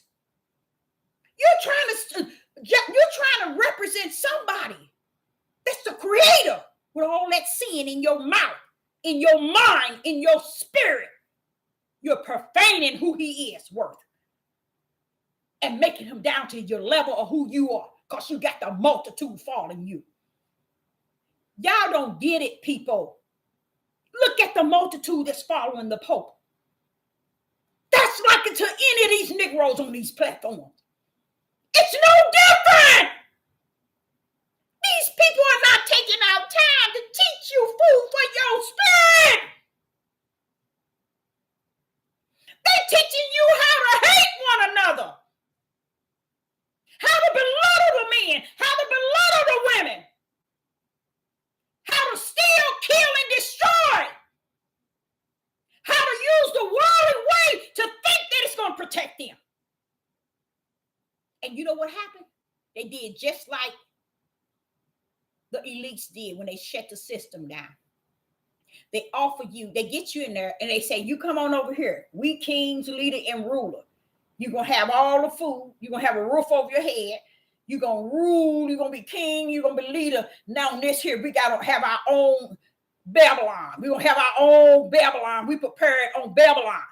Then you see how everybody's talking about Babylon going down. Look at these fools out here thinking they building something on Babylon land. You going to tell me ain't something wrong with that? Tell me ain't something wrong with that. People actually building a tower on Babylon system. This is what he was saying. Come out of her. But they said, forget what he said. We are gods in ourselves. We kings, we rulers, we run this. And running around trying to take a paperback book and make it the word so people don't have the sense to seek spirit and truth. They won't seek the Ruach HaKodesh. They don't even know what it feels like. They don't know what it looks like. Because they don't have it. They have emotions that they ride on. They have their feelings. There's two. Why, if you go back into the scriptures and you let if you have the Holy Spirit, it would teach you the flesh y'all don't deal with because it knows it's nasty. That's why you hear the flesh of these men's mouth cutting up, but trying to belittle women. And now they even to the point calling these men sissies and all this stuff. Bring your door and tail from behind that gate and go out in Chicago and destroy and call, or some out here where these men are at. Stop being batters of women. This is what you call weak men that sit up on this devil platform. Y'all done told you they the weak link and you trying to weaken them even more. Not even looking at your ugly, nasty mouth and how stupid y'all sound. Midnight hour, the heathen is ready to prepare to lynch your door and tail, and you out here trying to make the men hate on women and calling these men all kind of names because they have respect for the one that brings forth your nasty tales. I'd like to know what fathered on these nasty men. They had eyes have been nasty, they tails, they self, to bring forth such ugly monsters. They had to have been monsters themselves. That's why the Father said 4 fathers. He said a rest behind about no 4 mother. Everything y'all done, you won't find one scripture. And y'all so ignorant out here, you won't find one verse in this Bible. Y'all bashing women like these loudmouth, ugly, wicked, demonic men today. Not one scripture can back up their mouth. Talking about some doing Torah. I told y'all too, before the end of this year, they already done it. In case y'all didn't know that, I know y'all probably didn't know that. They're already trying to delete the New Testament. To me, it ain't no old, it ain't no new, but I tell you one thing that it is. It is the word of Yah that proceeds out of his mouth, that man cannot strip you from. People! He can take you from your whole family. He can take you from your friends. He can take you and wrap your head. Make you wear clothes like a mop on a stick. And when you finish, that's flesh. He's trying to tame your flesh. Because he can't tame your spirit. But guess what? Y'all said when you let your God tame your flesh from the outer man, then guess what? He got your spirit. You decided you want an idol God? There you go. Let him be your God. Let him wrap your head. Let him tell you A to Z. Let him give you wisdom. Let him give you knowledge. Let him give you understanding. And yes, wear a dress so you can drag up all the dirt on the ground. People don't even understand. They trying to chase their flesh. Y'all don't give a rat's behind about your flesh. Why ain't you trying to get food for your spirit? Why can't you seek my Father for who he is? He is spirit and he is truth. He is the light. And if he's the light, no matter where you go, the light rests therein. You speak like you represented by a creator that have all power. You don't walk around here all bulked up and listen to a doing ugly, loudmouth man tell you how to live, how to walk, how to talk. Only reason why men follow this because they lazy and slothful. They building up a kingdom on this earth. And they don't even understand their tower. And one day it's going to take. Now one of them would have a place to stay. Food to eat. Nothing to take care of their family. Y'all bring the tower down in one day. Where would you go? Y'all say, but Deborah, they want to worship an idol God. Let them see where their God is going to be then. Where you going to go? They ain't never followed y'all. Because the system offer y'all stimulus checks. They offer food stamps. They offer everything to you. They lock you in your house. They muzzled your mouth. And if you look at the world today, many are jobs, but nobody want to work. Because the system won. The system won. They did it. They got the spirits of people. These men don't want to work. They never wanted to work. So when somebody tell them, come on over here, we're going to make you kings, leader, and ruler. You're going to be put the women under your feet. She's a this, she's a that. And been teaching them people that ever since they came through his gate. And he really believed y'all going to tap, y'all standing back letting him. Good boy, good boy, good boy, good boy. You's a fool, and you're going to die a fool. Because none of that represents Yeshua HaMashiach. No, the Most High. None of that. People so busy. Do y'all know what I seen in the last couple of weeks? All I see is a power control. I mean, a power control to the fullness. They want to control everything about my Most High Yah in you. Everything. They want to control the way you think about the scriptures, his name, Nobody can tell me what I can call him. Wait a minute. Hold up. You can't tell me what I can call him because you have not met with him. I have. I heard the holy calling. Even when I couldn't even understand the tongue. What I did understand, I just couldn't understand how many years I've been understanding that and didn't know what it means. But when the Father said you can call that, for it is I. Why would somebody think that somebody gonna believe what you say after if the Spirit tells you something, stick firm with it. You don't listen to people tell you the opposite of when the Father speaks to you. Now, this is a problem. Your flesh will speak to you and make you think that's him.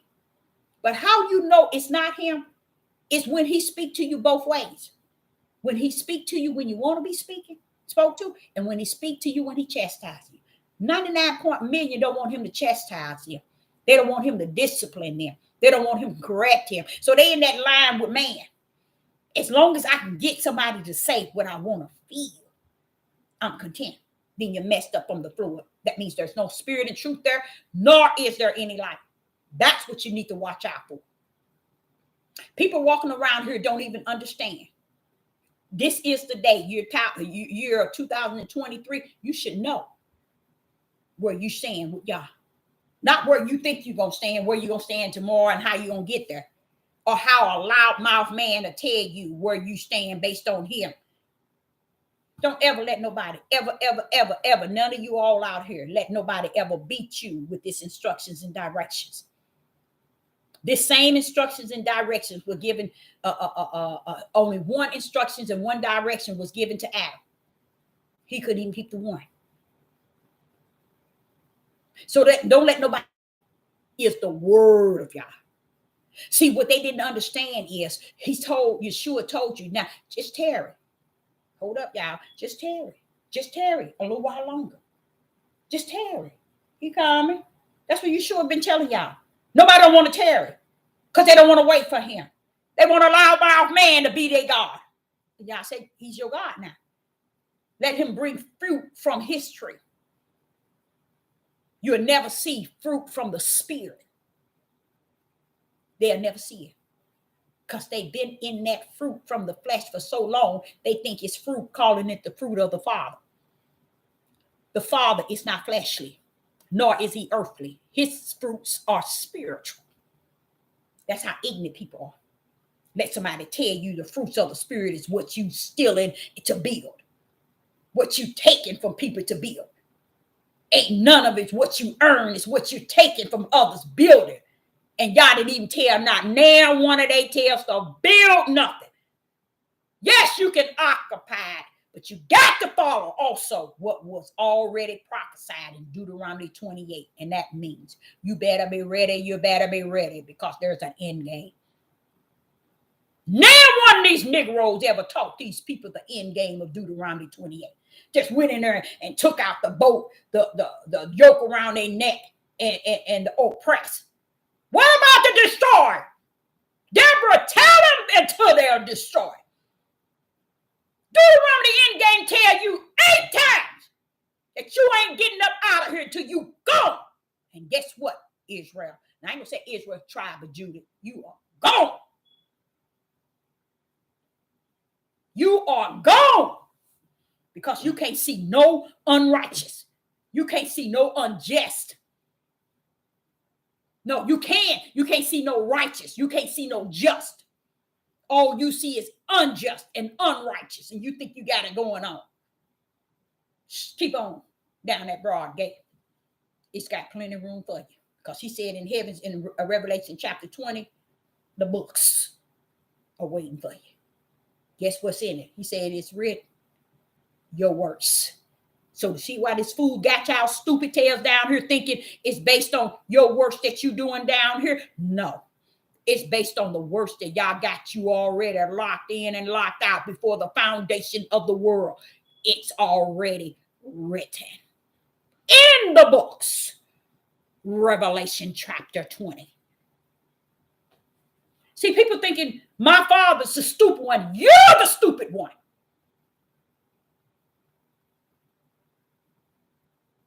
I'm sick of people thinking he's like a flesh of a nasty, loud-mouthed man. That's not who the Father is. My Father is humble. He's meek. He's kind and he's merciful. He's grateful. He is not going to play hate with hate. He's not going to teach you at that level. Now let's go on to Isaiah chapter. I'm just going to be here a minute. Isaiah chapter 48. Isaiah chapter 48. And I want to show you. And Ezekiel said, Deborah, you can come on over here too. Jeremiah said, yeah, Deborah, you can bag that thing go back on me too. Because they all said the same thing. One of y'all tells, and y'all won't even go there. They sit here warning you about today. And now one of you will go there. Because you want to follow a doing man and under his tree. So that's all good, the Father says. They were placed under that tree. Like Pharaoh, I built Pharaoh up just to bring him down. Praise the Almighty, y'all. See the power of that right hand? See the fear you should have? One that said, I built Pharaoh up just to bring him down. My Yah, my Yah. Isaiah chapter 48. Isaiah chapter 48, verse 1. Hear ye, O house of Jacob, which are called by the name of Israel, and are come forth out of the waters of Judah. Judah, he talking to you. That's the darn Negroes in this land here. The land of United States. He's talking about the Judah all on the four corners, but I'm talking about he's talking to you, Judah. I know you still don't get it. You ain't going to get it. But guess what? He knew you wouldn't. See, that's what I'm saying. Y'all don't know my Father. See, we're thinking he knows us as we know him. No, baby. He knew you before the foundation of the world. You wasn't nothing then. That's why you're nothing today. Because he didn't brand you. Bam!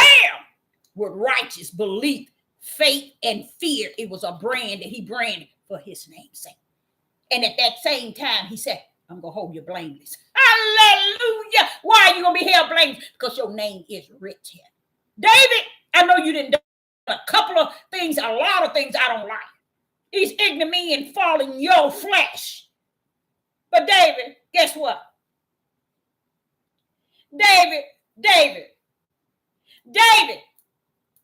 they don't know that you were branded for my name's sake. That's how ignorant they are.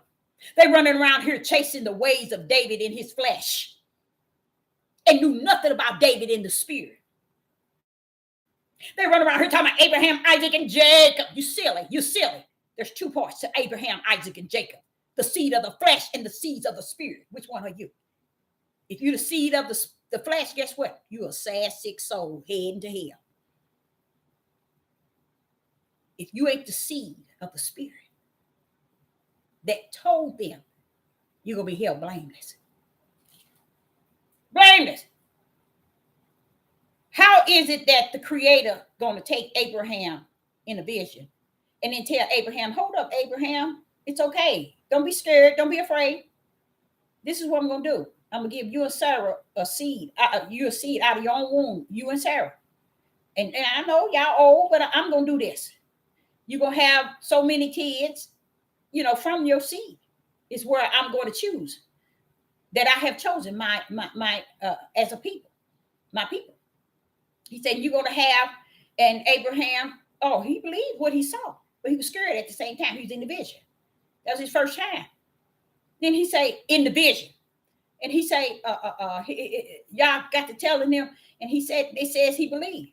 Why did he believe? Wait a minute, hold up, Father. Yeah, I got an issue with that, Father. I got an issue with Abraham believing. I got an issue, Father.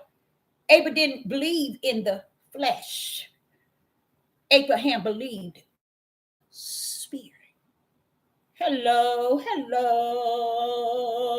See, 99.9 don't know nothing about that because they want to teach these people in the flesh that you can believe in the flesh. You can be righteous in the flesh. You can have faith in the flesh. You can have fear in the flesh. Use a lie, and you're gonna live a lie and die a lie. Righteous belief, faith, and fear is spirit, and it is truth. Abraham, what did he tell him? He said, okay, Abraham believed. Abraham believed because he was in the spirit. He wasn't in the natural, y'all. Y'all don't get it. He was in the vision. What he believed? That's just like John. Everything they showed John believed. But it wasn't like he was in the flesh. He was in the spirit. So when did Abraham realize belief? When Yah told him all that he was going to do. And then what did Yah say? I want to let you know I already counted you in. Hallelujah.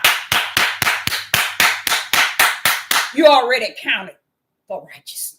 Because Abraham was branded with righteous belief, faith, and fear. In the spirit, you chased in Abraham's flesh. In the ways of Abraham in the flesh. You are born of the flesh, and you're going to remain of the flesh when you chase the flesh of a man's ways and make it righteous.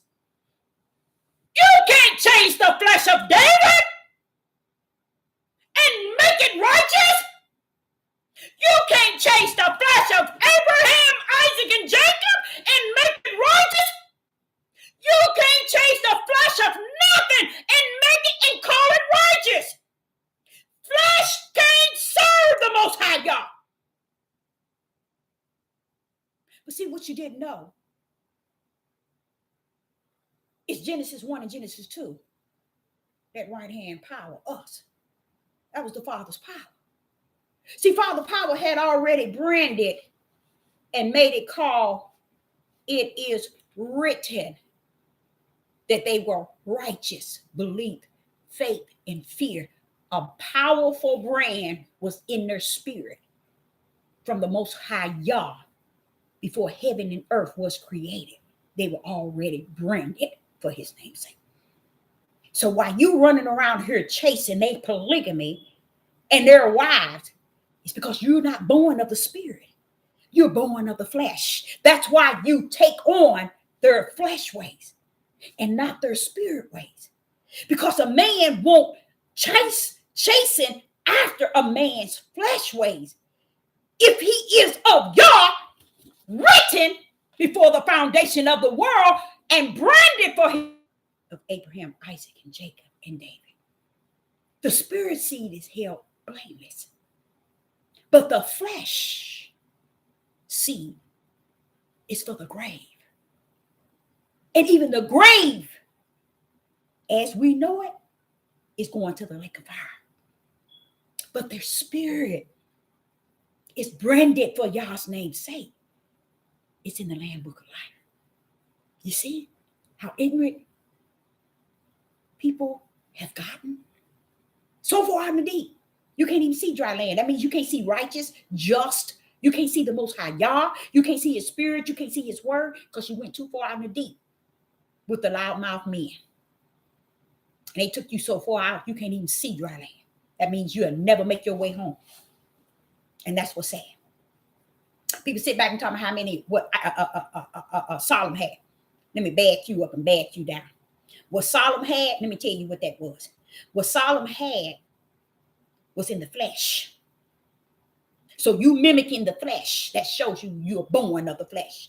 When you follow David, Abraham, Isaac, and Jacob, and Solomon, Moses, when you follow them, you got to determine, are you following what they did in the flesh? Or are you following who they are in the spirit? Which one are you following? This is what they did. They decided to turn around, look y'all dead in his face and say, I'm going to mimic what David did. I like that. I mean, it comes with lust. It comes with desire to have women. It comes with taking even a woman's husband. Wife. It even came with murder. I want to do what David did in the flesh. Oh, wait a minute. Hold up, Deborah. Hold up. Hold up. Abraham, you in the vision. You scared too, ain't you? Wait a minute, Abraham. You scared, ain't you? Wait a minute, what you scared of? Abraham, what are you scared of? Huh? What Abraham scared of? Let me show y'all something right here. Let me see if I can find that. Get that right here. Oh, wait a minute. Here it is. Oh, wait a minute, Father, y'all. Wait a minute, Father, y'all. Genesis chapter 15. After these things, the word of Yah came unto Abraham. Watch this here. In a vision. Abraham wasn't in the flesh, y'all. He was in the vision when he believed. And then Yah said, but bro, I already counted you righteous. That means you was already branded for righteousness, belief, faith, and fear. When was he recognized as counted in? In the spirit. Your flesh can't serve y'all. And the things that you do in the flesh, you can marry you a billion women. A billion women will be in the same hellhole you gonna be in with it. Lake of fire. All million of them. Because that's what you got to understand. All that chaos Jacob had in that household, chasing, seeing which one have children, you're going to make somebody think that that's about God? Come on here. Because he birthed people. Wait a minute. Hold up. Let me kind of say something right now. Hold on now. Hold on. Everything that was birthed, just because it was brought forth, didn't mean it came forth in righteous. That's how these men are teaching this mess. The whole house of Israel came from Jacob. Yeah, it came with a lot of hell. Read it for yourselves. Simeon laid down with his own daddy's wife. Go on and read it all, y'all. See, y'all won't read this prophet. She said it. She said they don't want to read. They act like they can. To me, I don't give a rest behind today. You don't have to read because y'all say it's over. It's finished. What you see is what you're going to get. So if you can't see yourself walking with him in the light, in spirit and truth is when he's in you and he's full of the spirit and he teach you. He might shake you at 3 in the morning. Hey, Deborah, this said this. Bam! Next thing you know, you sleep. But you can get up in the morning and say, what was that you were saying to me? You see, he might sit in you in the car and you driving. Your whole mind is off because he's telling you what's going to happen a week from now. See, this is the power I try to explain to you all. And furthermore, let me get something there straight. Moses and Aaron did not bring the people out. See, that's why you read too much out of the book of instructions and direction without the Ruach. You have to have a Ruach HaKodesh when you read this book, y'all. Okay, you can study it by yourself. But to get spirit and truth of the whole matter, the Ruach had to pull up. Father, y'all, you know you got it made. The Ruach HaKodesh got to pull up. Or else you're going to believe man over y'all. Or you're going to believe your own flesh over y'all. Y'all said, tell them, Deborah, I don't have no problem. Heaven already got you rolled in and out. That means either in the Lamb Book of Life or over in these other books. You're either going to be the goats or the sheep. And if you think for 1 minute you Abraham, Isaac, and Jacob, you're lost without a cause. You ain't getting in. You ain't pulling up with Abraham, Isaac, and Jacob without this in you. And if this is in you, you ain't running behind the rectum of no man doing what he tell you. You'll be running behind the spirit of the Most High God. Just imagine while you running over here doing everything a flesh of a man tells you. Listen to all the gifts he poured out. I, Sister Deborah, is a living witness, not a dead prophet, but a living one. He done poured out so many awesome gifts. I don't know what I would do without him. Because my mission, my calling, my purpose, I was appointed, ordained before the foundation of the world, predestined. He gave me the tools to work this thing, to run this thing. What do it look like me saying, forget all that, what you gave me. Leave it alone. I want to go over here and join this place because they're giving me a roof over my head. They're giving me food to eat. I don't have to work. I don't have to do anything but feel like I'm a king and a queen and a leader and a ruler. Not queen, but I'm all this. That has nothing to do with the Most High Yah. That's man-made on Satan's behalf. That's why they're building empires here on the earth, because they think they're going to beat the Most High Yah and his word. So as you see here in Genesis, Abraham, Genesis chapter 15, Abraham pulling up. And then the father said to Abraham, hey, Abraham, Abraham is in the business. And the father, Yah, said, wait a minute, bro, hold up, bro. Abraham sitting there looking, father, Yah said, hold on, bro, what's wrong with you? What did he say? Fear not, Abraham. I am thy shield and thy exceedingly great reward. Ooh-wee! He's showing up, telling Abraham, I am thy shield and thy exceedingly great reward. What did I tell y'all? When you're dealing with a real creator, he'll pull up on you and say things to you in the midnight hour, in the early morning. He'll show you things to come. He'll show you when things are about to happen. He'll tell you to say this and to tell you to say this. And you'll sit, won't question nothing he tell you to say. You just say it. It ain't about the timing or if it's when it's going to happen or it ain't happen. Baby, please let me tell you something. I ain't the one. If I said it, until y'all show you, you better embrace the time you have. Because let me tell you, it's coming to pass. And it's not going to come in that day on the outer. It's going to start in the inner. It's going to start right in the center. Okay? So Abraham here was scared. And Abraham said in verse 2, Genesis 15 and verse 2, and Abraham said, Lord Yah, what will thou give me? He had already asked, what will thou give me? Now he in glory. He in the vision. What the who?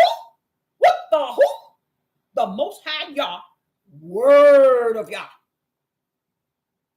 After he told him everything he was going to do for him, this bro woke up, went straight over there, laid up with Hagar.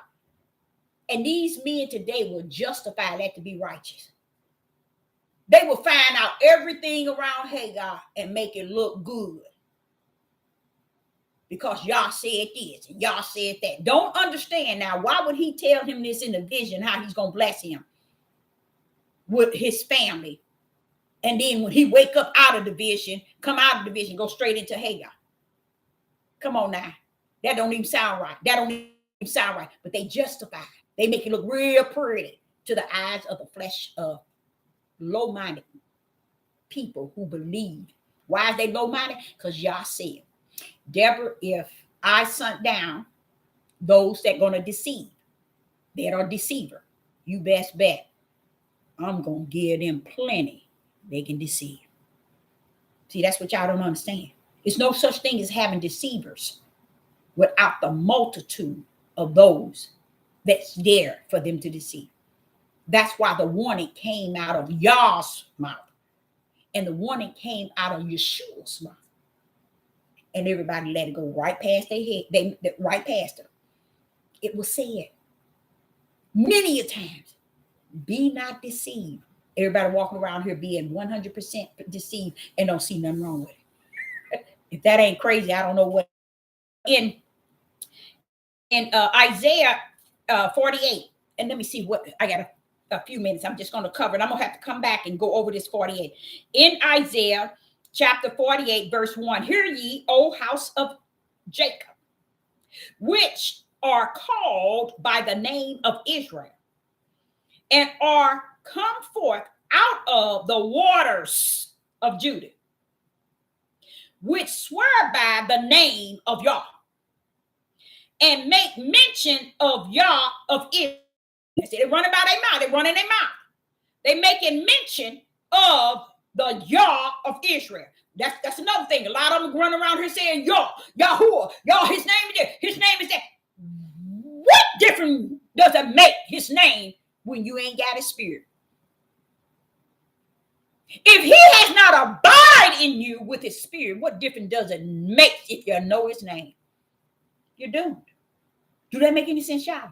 So when you hear these people talk about the name, oh, his name is this and that. But wait a minute, hold up. When you finish knowing his name, why ain't the Ruach in you telling you that the name rests in you, because greater is he that is in you than the world? Can't nobody come close to that.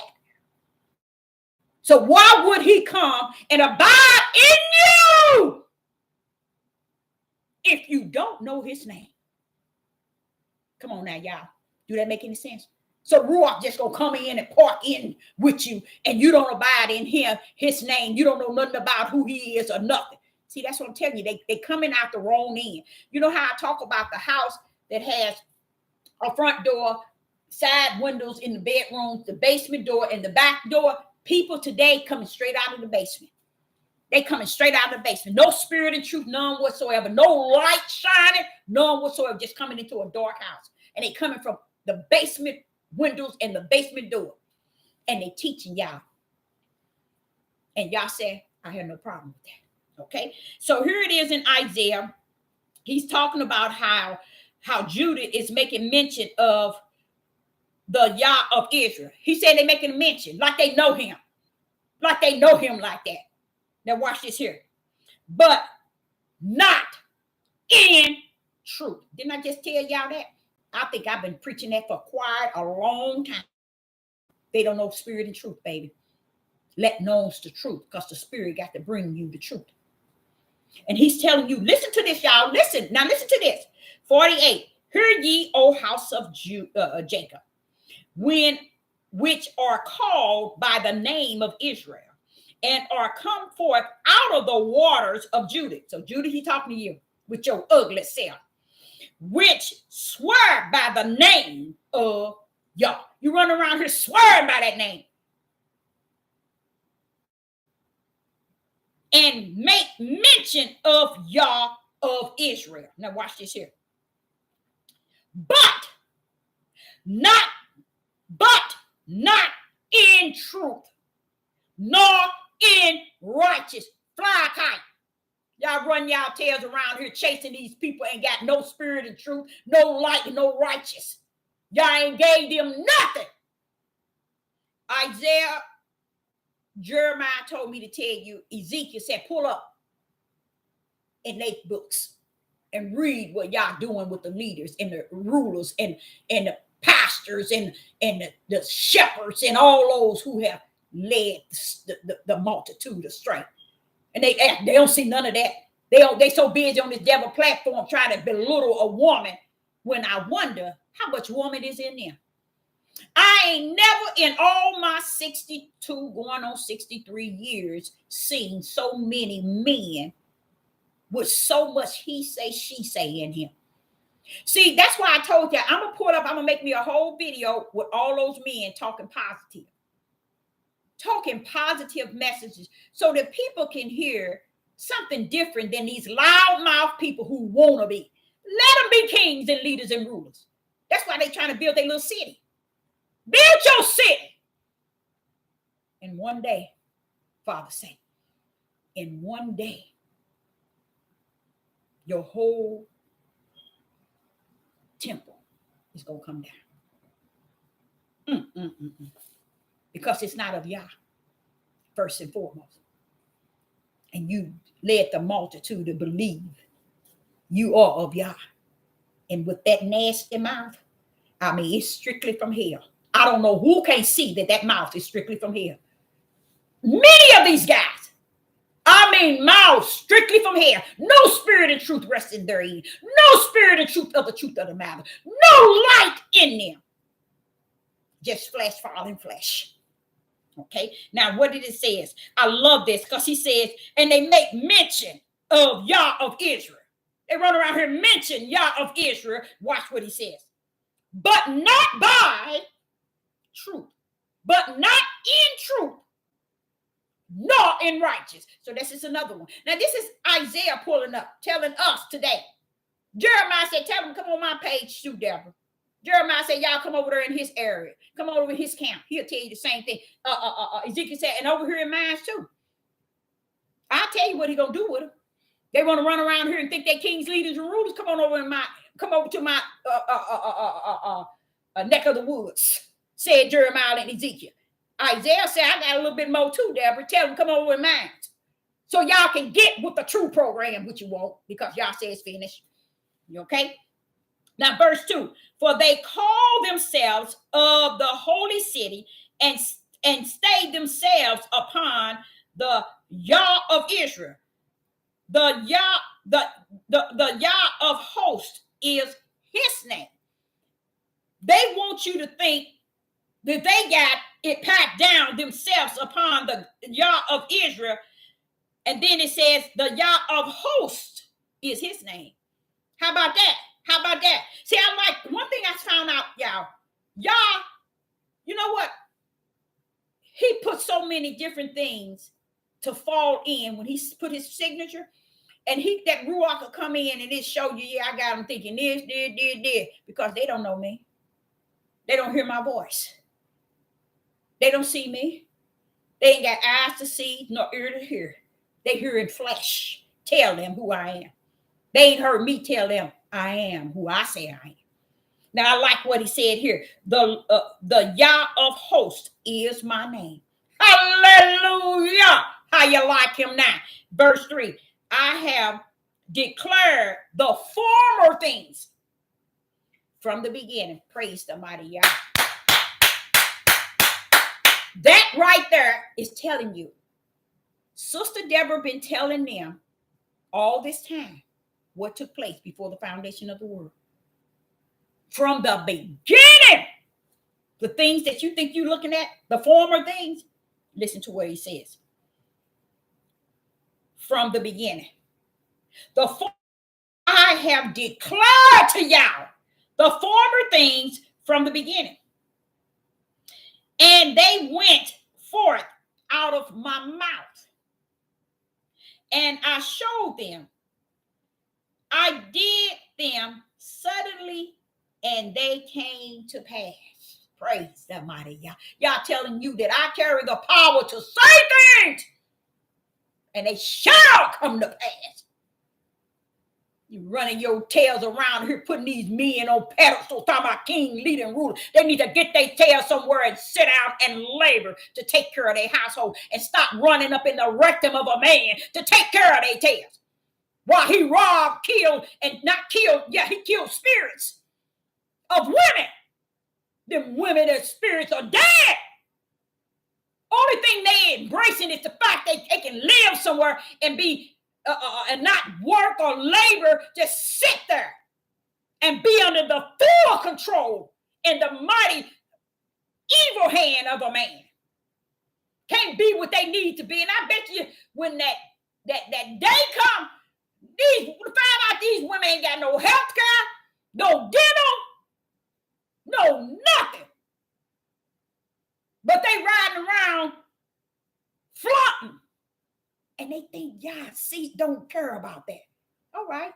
Oh, they think they think they're riding up like David. David is a spiritual seed. Abraham is a spiritual seed. Isaac is a spiritual seed. Jacob is a spiritual seed. What are you? If you're thinking for 1 minute you are a spiritual seed, I'm a prophetess in the wilderness. And let me tell you, you ain't nothing but a fool and Satan's fool on the platform.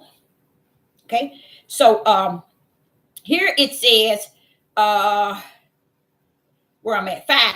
I have even formed the beginning, declared it to thee. Before it came to pass, I shown it. That's why he said he's finished. Because he know he has declared it to you all. He has shown it. And if you can't see it, and he have not declared it to you, you ain't who you think you are. That's what he wants you all to know. Isaiah said you can pull up in his chapter a little more. Jeremiah and Ezekiel said pull up on their camp. They'll tell y'all a little more. So y'all can understand this is not the type of Yah that y'all are serving this today. Y'all serving the wrong enemy. and calling it what the flesh of man tell you it is. Y'all don't have a, see, it's always, it has to do with a personal relationship, y'all. It was with y'all, it ain't about having a husband. You think you're going to stand before the mighty throne of the Most High, y'all, in your spirit? You think when he put your name in the Lamb Book of Life, or your name in the book of the lake of fire, you think that it's going to say, oh, your leader, your husband, your children, your wife, wake up? That's a sign right there. This race, you got to run it on your own, baby. You got to run this race on your own. And once you run it in spirit and truth and let the light lead you, then you connect to that other side. Don't let nobody tell you the man got to be the leader. No. He wants to lead your flesh so that you won't be able to lead. Be led by Yah. And Yah don't have no problem. He said, is that the deceiver over there, Deborah? Deborah. Is that the deceiver? Wait a minute, hold up, deceiver. Wait a minute, how many do you need? How many you need? Tell me how many you need. Do you need 100? You need 200? Wait a minute, hold up. Do you need 1,000? I'm going to give 1,000 people for you to deceive. Hey, Pope, how many you got? Well, I got 3 million. 3 million what? That I'm deceiving. All right, you got enough? He said, you can give me another 1,000. Okay, another 1,000 for you. Who else? Deceivers, how many you want? Do you want her? Well, here go TD Jakes. When I got 3 churches, so I need another couple of thousand. Okay, another. You need 2 or 3,000 that you can deceive. Yeah, I can do good with that. See, people don't even understand. That's the right hand of the Father. You want to mess with him? You want to worship and serve these wicked, loudmouth leaders that don't have spirit and truth speaking to your spirit? You giving you food for your spirit so you can hope for Yah coming. He coming to get what's his, whether you like it or not. And if you're running around here in the rectum of some man, you too far deep to even look for your way out. You hooked. You're talking about addicted to drugs. The worst addiction that a person can have is a cult, because they can't see no way out. When you get to the situation where a man is feeding you and he's taking care of you, he can treat you any way he wants. He can tell you when to go to the bathroom, when not, what to eat, what to drink, how to wear your hair, keep your head wrapped, how to dress and everything. But then he dresses any way he wants. But he wants to make sure he keep you under his feet. That is not of Yah. Yah said only one captivity he put you in. And don't think he don't know which one it is. He never created a woman to be in captivity to no darn man. Or else he wouldn't did it in the perfect will of Genesis chapter 1 and chapter 2 as them and not him. He never told your tale that. Man tells you that. Everything he set it up to rule this whole earth in them. He letting you know a man and a woman, them, is to rule this earth. He done went and told y'all stupid tale it's him. And these ignorant men follow behind that nonsense and go tagging right behind him. I'm going to get back to Isaiah 48. I'm going to get back to that because it's some good. Let me show y'all one thing that I really love, and I'm gonna come back to it. I'm going to come back. Let's look at 5. Let's look at 5. Verse 5.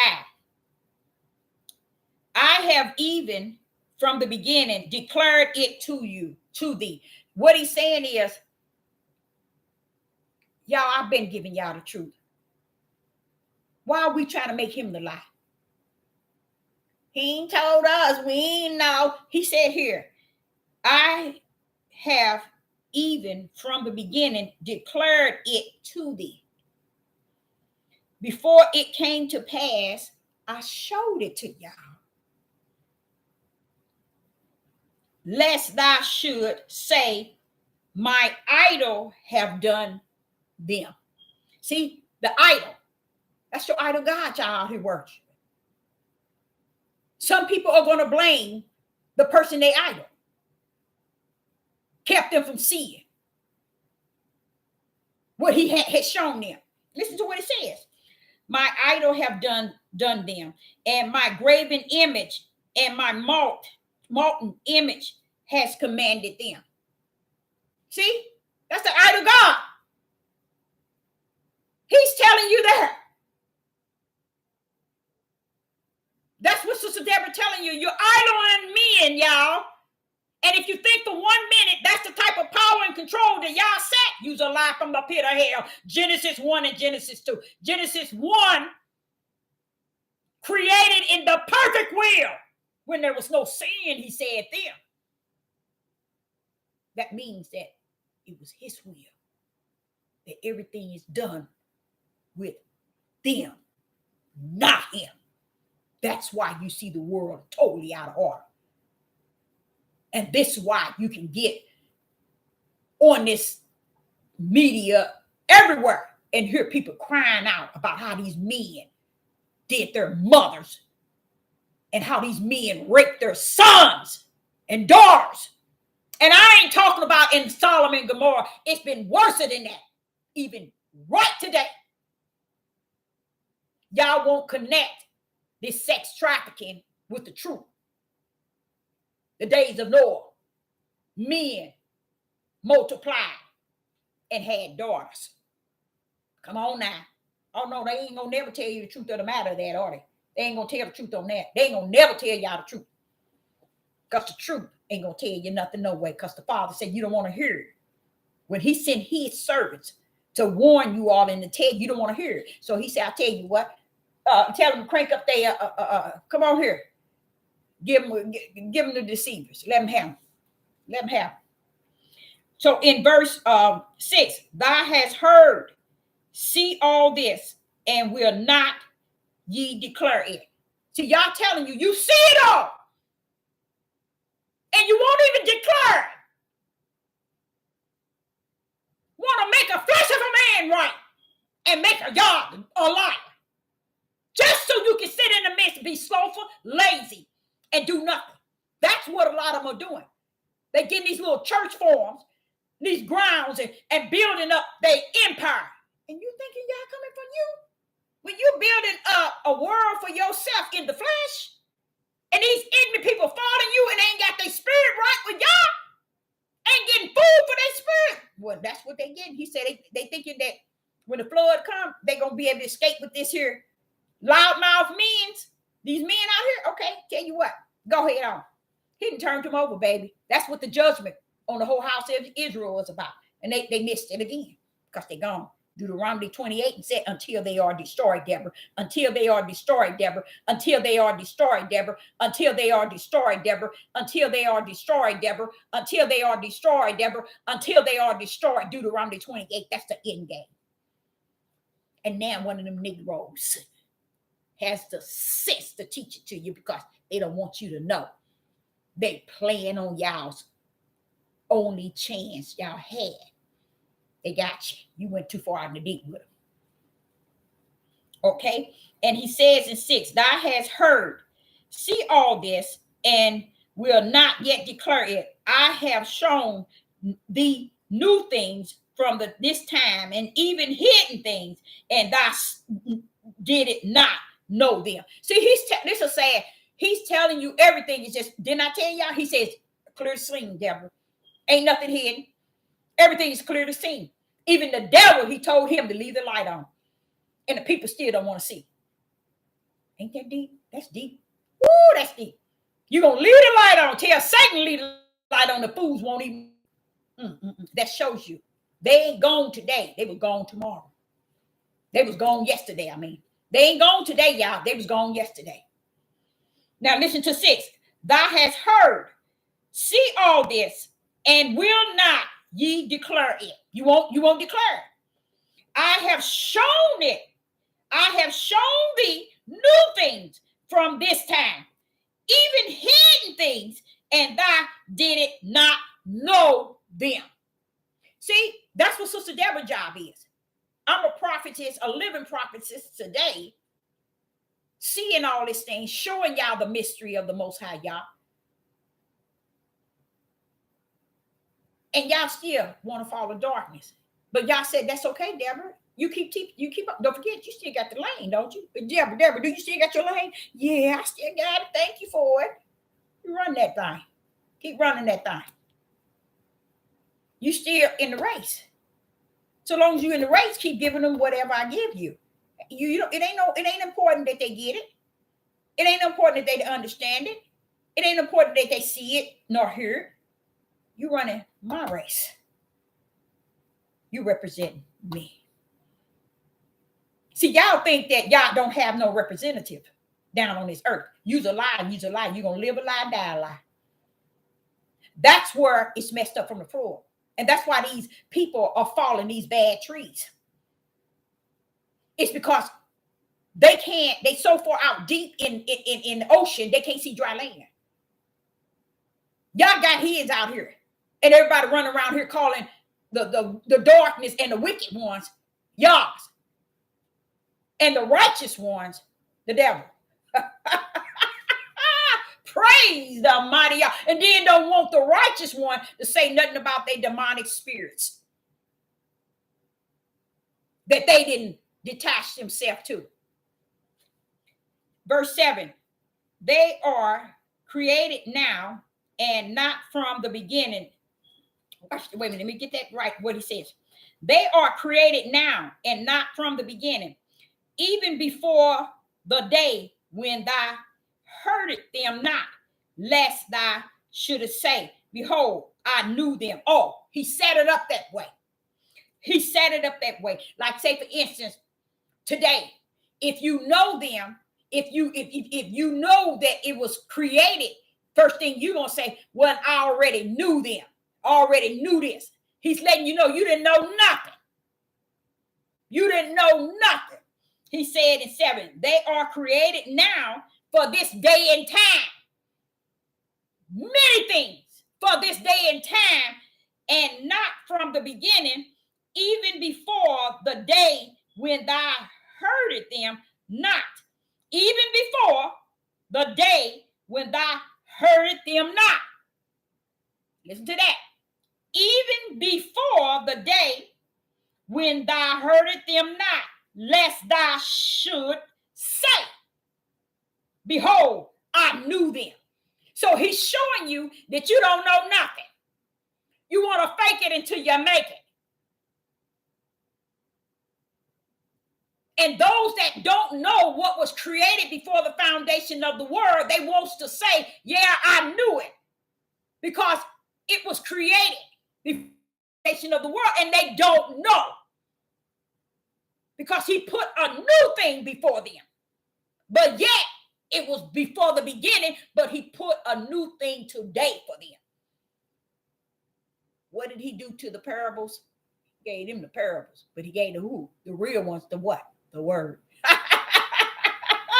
So verse 8, yea, thou hearest not, yea, thou knewest not. See, thou hearest not, nor do you know it not.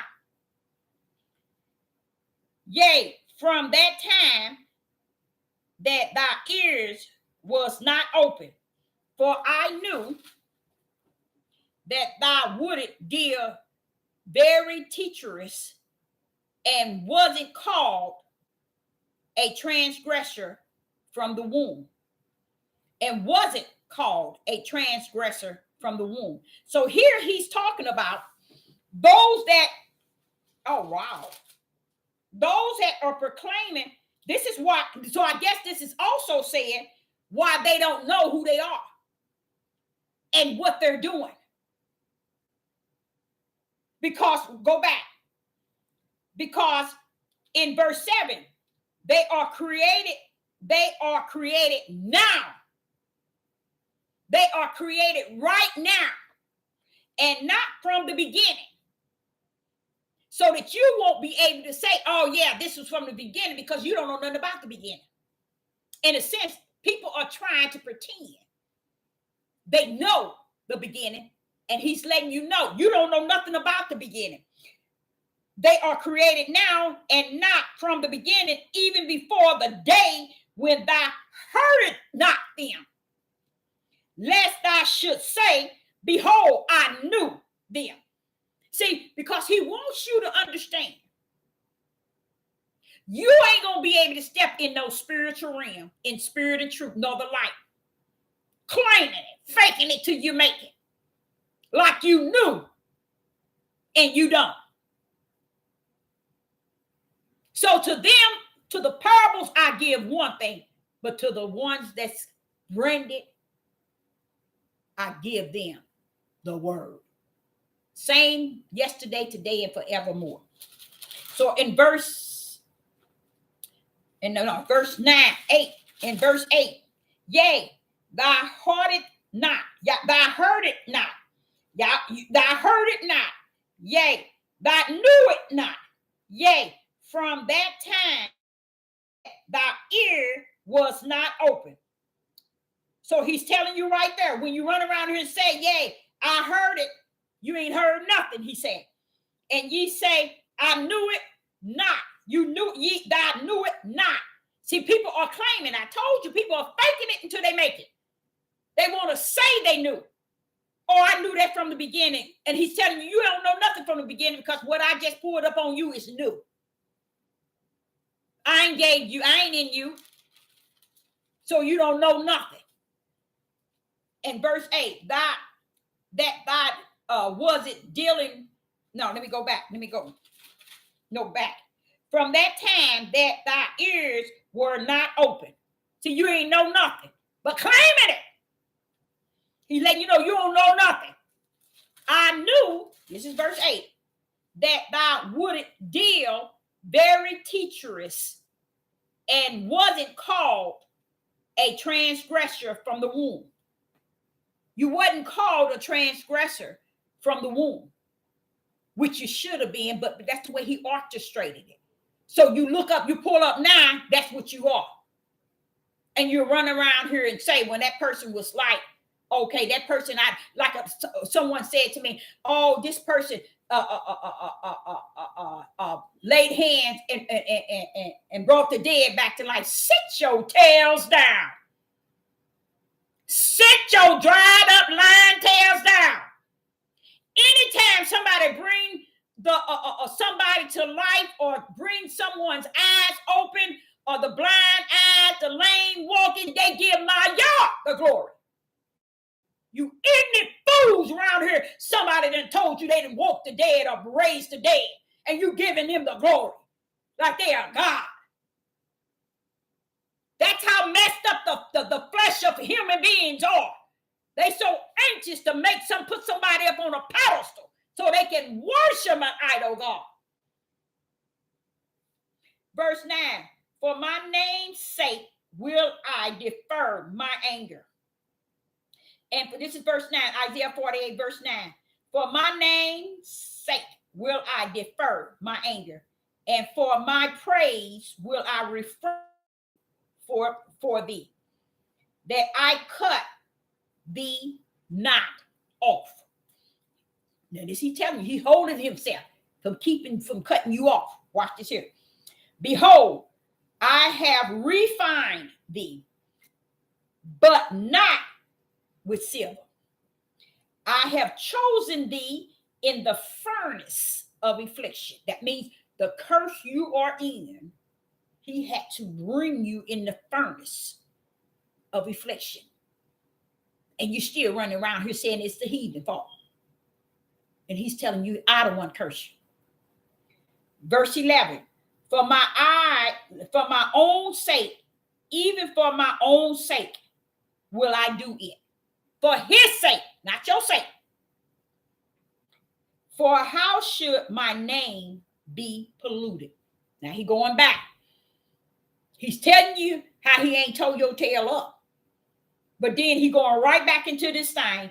For how should my name be polluted? Polluted is saying you that they're polluting his name to the point of when you see our people conducting themselves the way that they're conducting them, that's how they pollute his name. Why? Because the heathen know who they are. Say for instance, we don't know who we are. But we pollute his name because the heathen know who they are. Know who we are. And they looking at it and saying, can't be. But they are. And now we run around here talking about we awaken. But look how we doing his name. Look how these Negro men out here cutting up. Look at these Negro women out here cutting up. And they call themselves the children of the Most High Yah. They call themselves the seed of Abraham, Isaac, and Jacob. But look what they're doing. And nobody ain't saying a word about it. But you see these doing ignorant, weak-minded men out here having the audacity to teach men hate. That's the only thing they can teach them. Because the only way they're going to be able to run their camp is to teach them the way they flesh desire. Y'all have no part in that. So he turns them over to a strong delusion so they can get what they need to get done.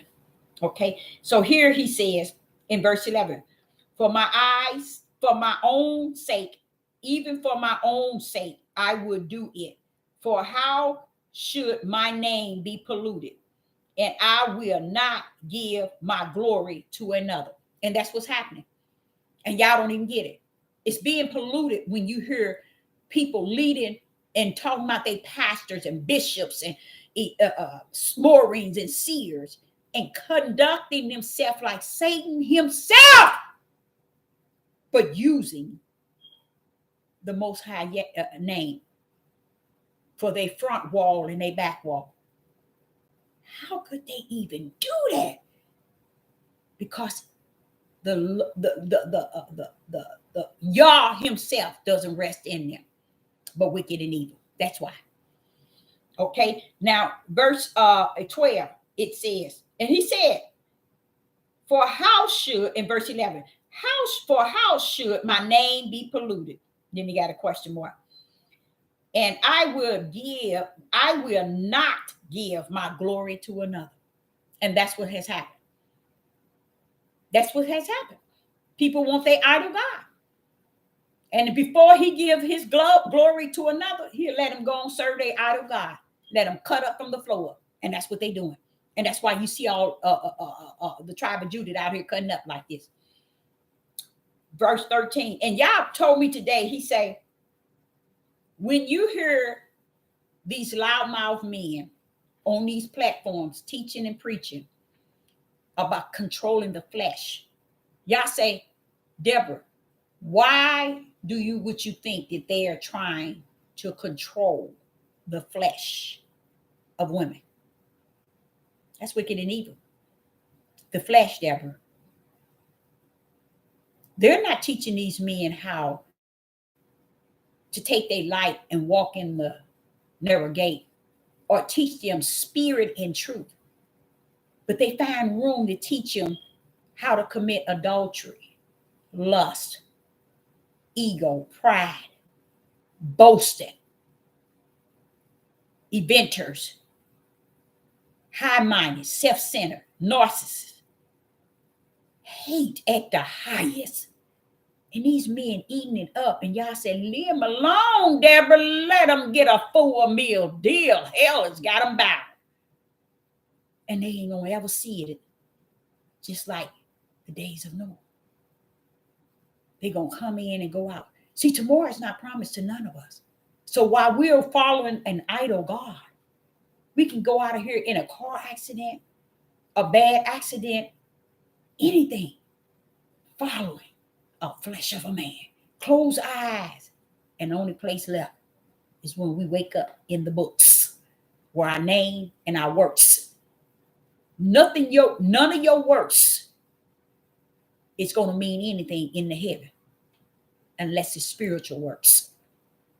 And if you don't have spiritual works that's fit to my Father, not spiritual works because a man told you to do this, and do this. No, that's not spiritual works. That's flesh works. Y'all ain't got that written. He got spiritual works. You pull up, he gonna show you your spiritual works you had and that it was wicked. Verse 13, my hands also have laid the foundation of the earth. Oh no, they don't get that, Father. Hold up, Father. Father Yah, they missed it. Father Yah, they missed it. Verse 13, Isaiah 48, verse 13. My hand also have laid the foundation of the earth. There go that right hand, y'all. In Genesis, us. When he was saying let, there it is. His hand. Not hands, his hand. And my right hand has spun the heavens.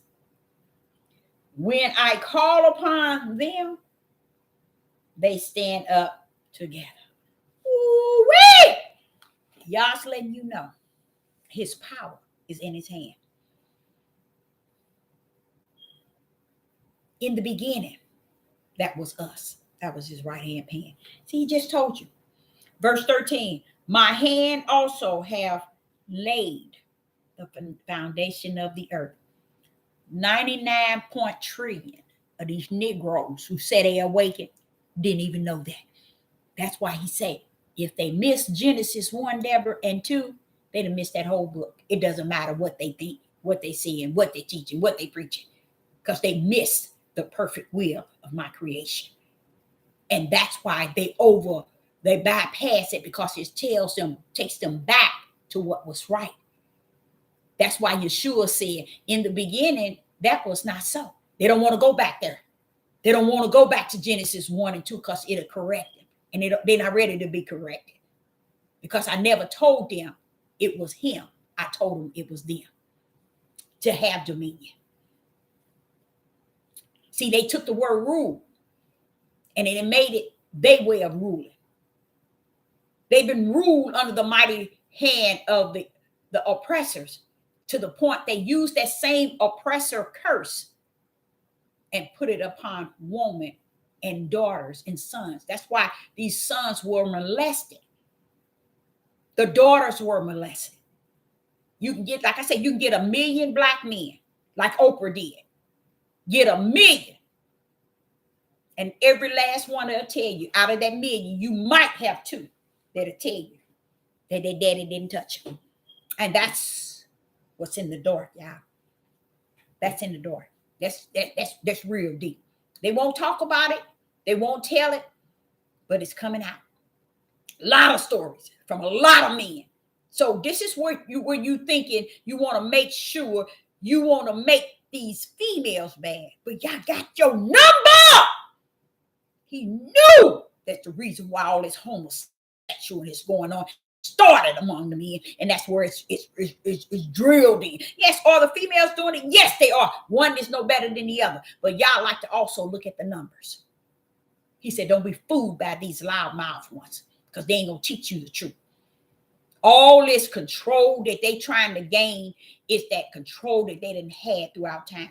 If you look at that video I had earlier, it talked about that white guy was talking about, and I felt kind of sad for him, because he was saying that trying to rule women and being in control, it keeps you from knowing their feelings. It keeps you from understanding who they are. It keeps you from them from being able to express their self for you or know how to love you. These women don't love these men that's loud mouth, ruly and nasty mouth. They only under they until it comes to get better for them. But guess what? Y'all say, if you don't come out from among them, you're going to get caught like Solomon and Gomorrah. You're going to go down with the ship. And they're not coming out. Because even those who fell from the tree, they just as worse as the tree itself. Because they still got that mind messed up. Saying the same thing, got that mind messed up. And that's from a lot of these places. These people can't even come into a spirit and truth. They can't, what I mean is they can't switch from the broad gate to the narrow gate, y'all. Because y'all said, see, the narrow was the way, but you chose the broad way.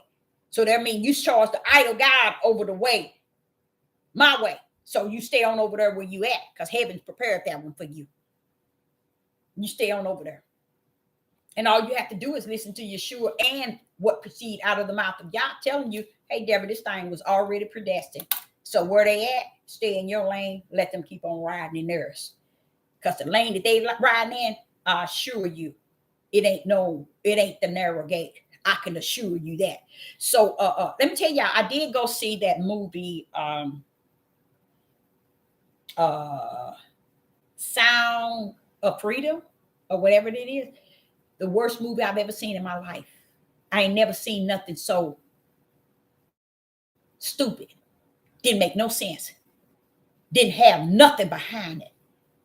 And what it is, I was going in there to see if I could see Genesis 6. And when I went into the movies, that's what I was going to see. And guess what, y'all? I really right now feel sad in my spirit right now. Because they created a movie that does not represent nothing the whole media has blown out of order. And they wrapped Oprah, Jamie Foxx, and The Rock. I think that's his name, the black guy, The Rock with the bald head. They wrapped him up in it. And I sit back and see Oprah all on the media, on YouTube, and these Negroes just talking very nasty. And I said, these Negroes need to go see that movie. And they see the movie, they say, what the hell is that? Guess what, y'all?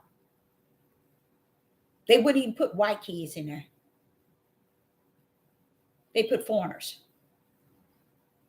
One black, rest of them are foreigners. They took them over in other countries. The truth of the matter, this sex trafficking started with China, in case y'all didn't know that. After China flipped over to organ trafficking, United States took up sex trafficking. Y'all didn't know that, did you? They've been doing it for years. And it's for these heathens, these Europeans, these white men, rich, wealthy white men. That's what sex trafficking was here in the United States. And they prepared them, take them from this country over to other places. So when they get ready to travel, they want to go over there and do it. They figure they can do it over in that country because they can get away from here. But guess what? It's here too. But the greater place is when they take them from out of this country over to other countries. So you won't know who they took, or kids never come back. They missing. So when you see all these kids missing, and even these black kids, these black girls, and these black men walking around here degrading women, saying negative things about women, and all this sex trafficking going on, taking these daughters of Zion. You don't hear them telling y'all about that. You don't hear them marching and uniting to stop all that. This is how deep their heart is wicked. These are their babies. This is their history. Not history. This is their nation that's going to be taking care of them. You think they would be on these devil platforms talking about stuff like that? Said we're going to put a stop. No, they don't want to talk about nothing like that, y'all. Because they got y'all thinking that they all listen, all that, and they building up their empire over in the corner. And got y'all ignorant here watching them build their empire over in the corner because they thinking they're going to override y'all's curse. That's all it is. A demonic spirit that think they're going to override y'all's curse. Then the end curse said you're going to be destroyed. Isaiah said, let's pull up in Isaiah chapter 3, Deborah, and tell them go to 25. I told them what I'm going to do to them. Oh, they don't hear them. They don't hear none of those prophets. They don't hear nothing. They said, and they're actually telling you what's going to take place. See, they thinking, everybody thinking that they're going to get away with everything. And the reason why is there's no fear of God.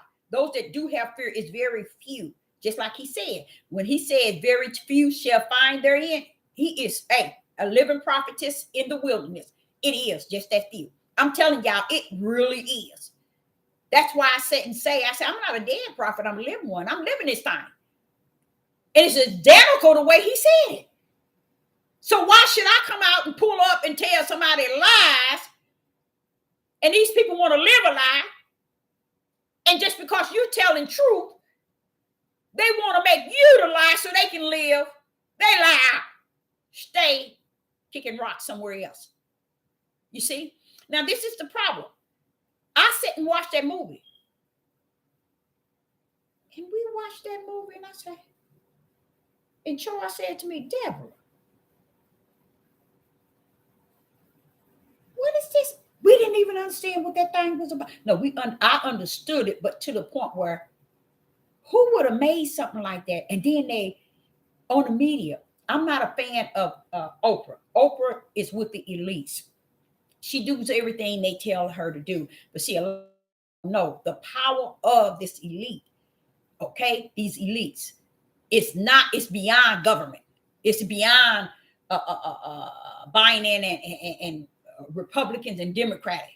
I'm gonna call it the shots. I think Obama is either the beast, the false prophet, or the Antichrist. But I believe he's the beast. But what, as far as what they're doing, if they come to you and say, "When I kill you and everything else, your home and everything, take everything you have, or you do what we tell you," that's what wealth do to you. That's why you got these loudmouth men talking the way they talking. They done robbed so many families and females and males and men in sports. They done took so much, got so much money from them. They thinking, well, we bigger than y'all. We gonna build us a tower. We gonna build us a city. Where? In Babylon. And where is that written? I know. We got to keep cursing. Oh, I forgot. The Catholics messed that up. That's how they do. They said the Catholic messed that up. So it's really like this. Oh, this is a letter, or this is what Paul said about this, but what Paul said about this is good, but over here it's not. And I believe if women cannot and are not prophets or prophetess, you need to stand your tail down. Stay out of any conversation. Don't be trying to rumble with these 6 species out here because you can't hang. You out of your lane because you ain't had no lane. Y'all ain't gave you no lane. You just running your mouth because you ain't never buckle up with Satan, nor buckle down to Satan. And when you do that, it's because you was never in the lane. No way. See, tell the truth and show the devil that he better get over there where he need to be. And he'll say, I ain't gonna bother you no way. I know you ain't. Because the one that I serve, you don't know him like I know him. Because he ain't nothing to play with. So when I was watching this movie, I would advise nobody to even entertain that. It's trash. It didn't even make no sense. What was the purpose? It's to throw y'all mindset off. Somewhere along the line, somebody must have been getting close to what those elites has been doing for years, to where they had to come up with a movie to throw your mind off. And they had to trap Negroes because they sure got Oprah. They got Jamie Foxx. They got The Rock in it. They got black people tied up in it. And I'm saying, how did these black people ain't got nothing to do with sex trafficking? Y'all done start that mess and put them in it. Yeah, Oprah had the school, so she was getting caught up in it. But guess what? Why mess with the little man, the tiny man, when these big dogs is getting away with it?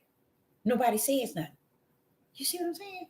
When you see this movie, you're gonna say, how did the media, how did all these people boost this movie up like this? And this is trash. This, hey, I'm gonna tell you the truth. This here movie shouldn't have made no more than $100. That's how bad it was. That's how bad it was, y'all. That's how bad that movie was. It shouldn't have made no more than $100 at the box office. No more than $100. Just 100. That's just how bad it was. You trying to figure out, well, why did they do that? Let me show you what I mean by that, and I'm finna go. What I mean by that is, I've been thinking about something else that's actually happening in this day and time. I believe it's spirit is what we deal with. Okay. So when you see white people, white women marrying black men, you've seen a lot of that in time past. Nowadays, in the last 7 to 8 years, you see black women marrying white men. Me, myself, as a spirit of a person that knows my father is a spirit and we worship him in spirit and truth. And the spirit is not what you see on the outside, it's what someone has on the inside that teaches the outside how to conduct itself. Okay. Now, the only thing gonna stand before the Most High is your spirit, because He gave you a spirit. He said, I abide in you and you in me. He ain't talking about your flesh. He's talking about your spirit that's inside. I can abide in that spirit and you in me. But your flesh, we ain't got nothing dealing with each other. No dealing. We are the temple in your flesh. But your flesh, we don't deal with that. You got a spirit, I am a spirit. I would abide in you and you in me in spirit. You'll worship me from that level, and I teach you from that level. Okay. So when you see women today, and honestly, this is what I thought about. Because of where we're at today, I think we need as women, black women and black men, but you can't tell them nothing. They gone. Isaiah chapter 3, verse 25, and Isaiah, Jeremiah, and Ezekiel is telling you what He's going to do with these people who's leading these a multitude of people. But somewhere along the line, and this has happened in the last 2 weeks, I believe that there is something going on, because these sisters are marrying these white men, and they pulling up with these mixed children. And I'm starting to see that there's something wrong with that. Something is going on in this day and time where it doesn't, you can kind of see something going on. And I see my sisters acting like they done struck gold or something. You know what I'm saying? And they going to get the ones that's silly. You know what I'm saying? The ones that, because this is one that, I mean, she is, her nose run all the time. And this is what she do, y'all. And then she'll wipe it on her arm. Right on nationwide television. It's just so many things I'm watching these sisters do. And I'm like saying, why would this person marry this person? You know what I'm saying? What is actually going on? Something is going on. And it might have to do with something that should not be going on. You see, I see a lot of things, and I'm looking at this and I'm like saying, wait a minute, something wrong with this picture. And some of the women are just don't have their self together. And I'm wondering, I'm like, why are these white men that look professional in a sense, why are you marrying this? And when I say this, the way the girls, the ladies are, it's like they don't have no, I mean, it's just something strange about that. So I believe by us being in the midnight hour, and because of the way that our men are, they are gone, y'all. And I ain't gonna sit here and tell you no lie. They are gone. And these women are coming up wanting to be loved, but I don't know if it's the right love getting with these Gentiles. Okay, I really don't think that's a good move, because they're not getting with these Gentiles in Yah. They're getting with these Gentiles to bring forth all these children.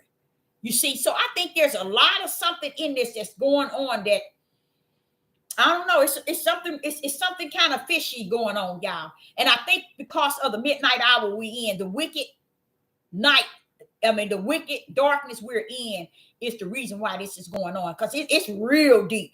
And I'm like saying, wait a minute, Father, I'm starting to see this thing a little different, because these people are not getting together and nothing but to bring these kids, and they birthing these kids, and they getting on here showing they birth, and there's nothing wrong with doing that. But I'm just still saying it's just something suspicious. Okay. And even in these other countries, I'm like seeing this happening. I'm like, wait a minute. But with me, we're in the midnight hour, and each his owns when it come down to actually marrying. I'm still to that point where if you don't seek ye the kingdom first, I don't give a rest behind who you marry. You messed up from the floor up. marry that. How about that? How about that? So I believe that it's something suspicious about that. And a lot of people want to, they really have disrespected and polluted Yah's name and disrespected him, because when you finish reading the end game of Deuteronomy 8:28, you'll see how they'd have messed that all up. They'd have messed that all up. They'd have went in there and lived a life opposite of what it said. Let me tell you why. They proven themselves that they can teach, preach, give people their wisdom, their knowledge, and their understanding in a way that it's addicted. People, they are addicted to the individual. But Yah said they are addicted, but they are addicted to the wicked and evil that rests in that person. And they detach themselves because they want something from that individual. That individual is giving them something, and it's causing them to feed into the individual. And it's almost like this individual giving you things to make you feel good and feel important and feel this and feel that, but it's the outer things. It's the things of the flesh. And he trained him. He found a way he could train these males to think you king, you leader, you ruler, you over this and you over that. Where do you see that in Genesis chapter 1 when he said them have dominion, rule over this, not rule? He said, and have dominion and do this together as them. What happened? Oh no, we took the word rule and we put her strictly under our feet and think that the same way he's going to deal with the heathen, he's going to deal with it. Because a lot of things that the heathens done, you think y'all just going to let them just get by with it?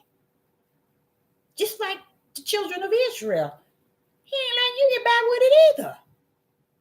You ain't read Isaiah, Ezekiel, nor Jeremiah.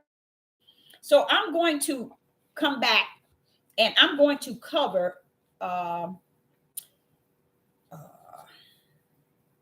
Isaiah 48.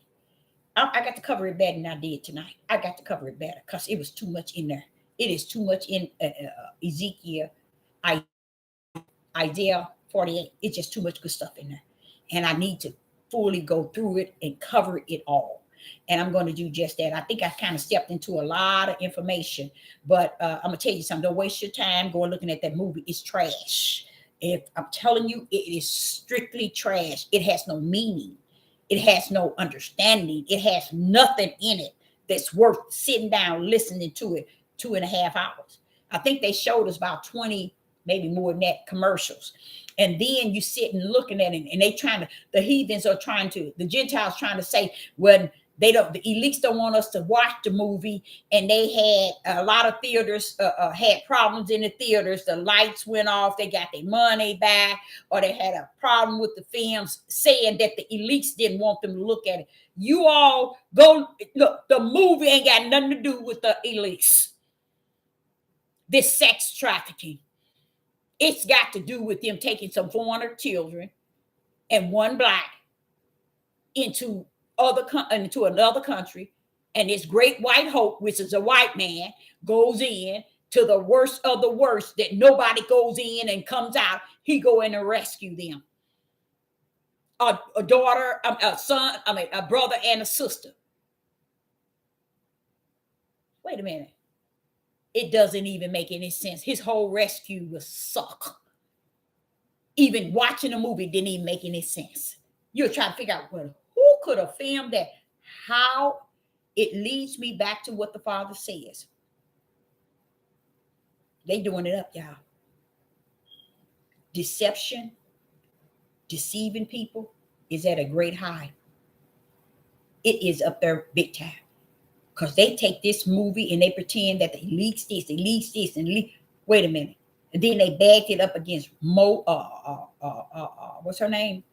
Oprah, The Rock, and Jamie Foxx. Wait a minute, hold up. Jamie Foxx was telling on Oprah, always playing us against each other, but we're against each other anyway. Guess what? One is born of the spirit and one is born of the flesh. We still ain't got with the Yah's program. We are not all the same.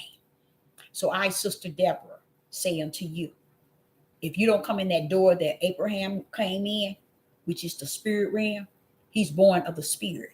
And if you ain't coming in Abraham, Isaac, and Jacob's realm of the spirit, you ain't getting in.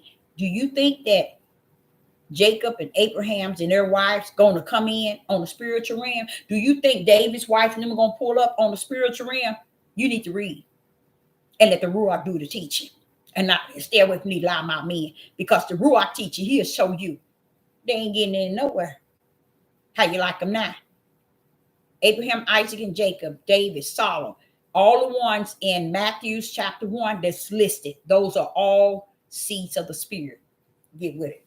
So I, Sister Deborah, appreciate each and every last one of you all tuning in. And I will say shalom. And I'll be back. And shalom.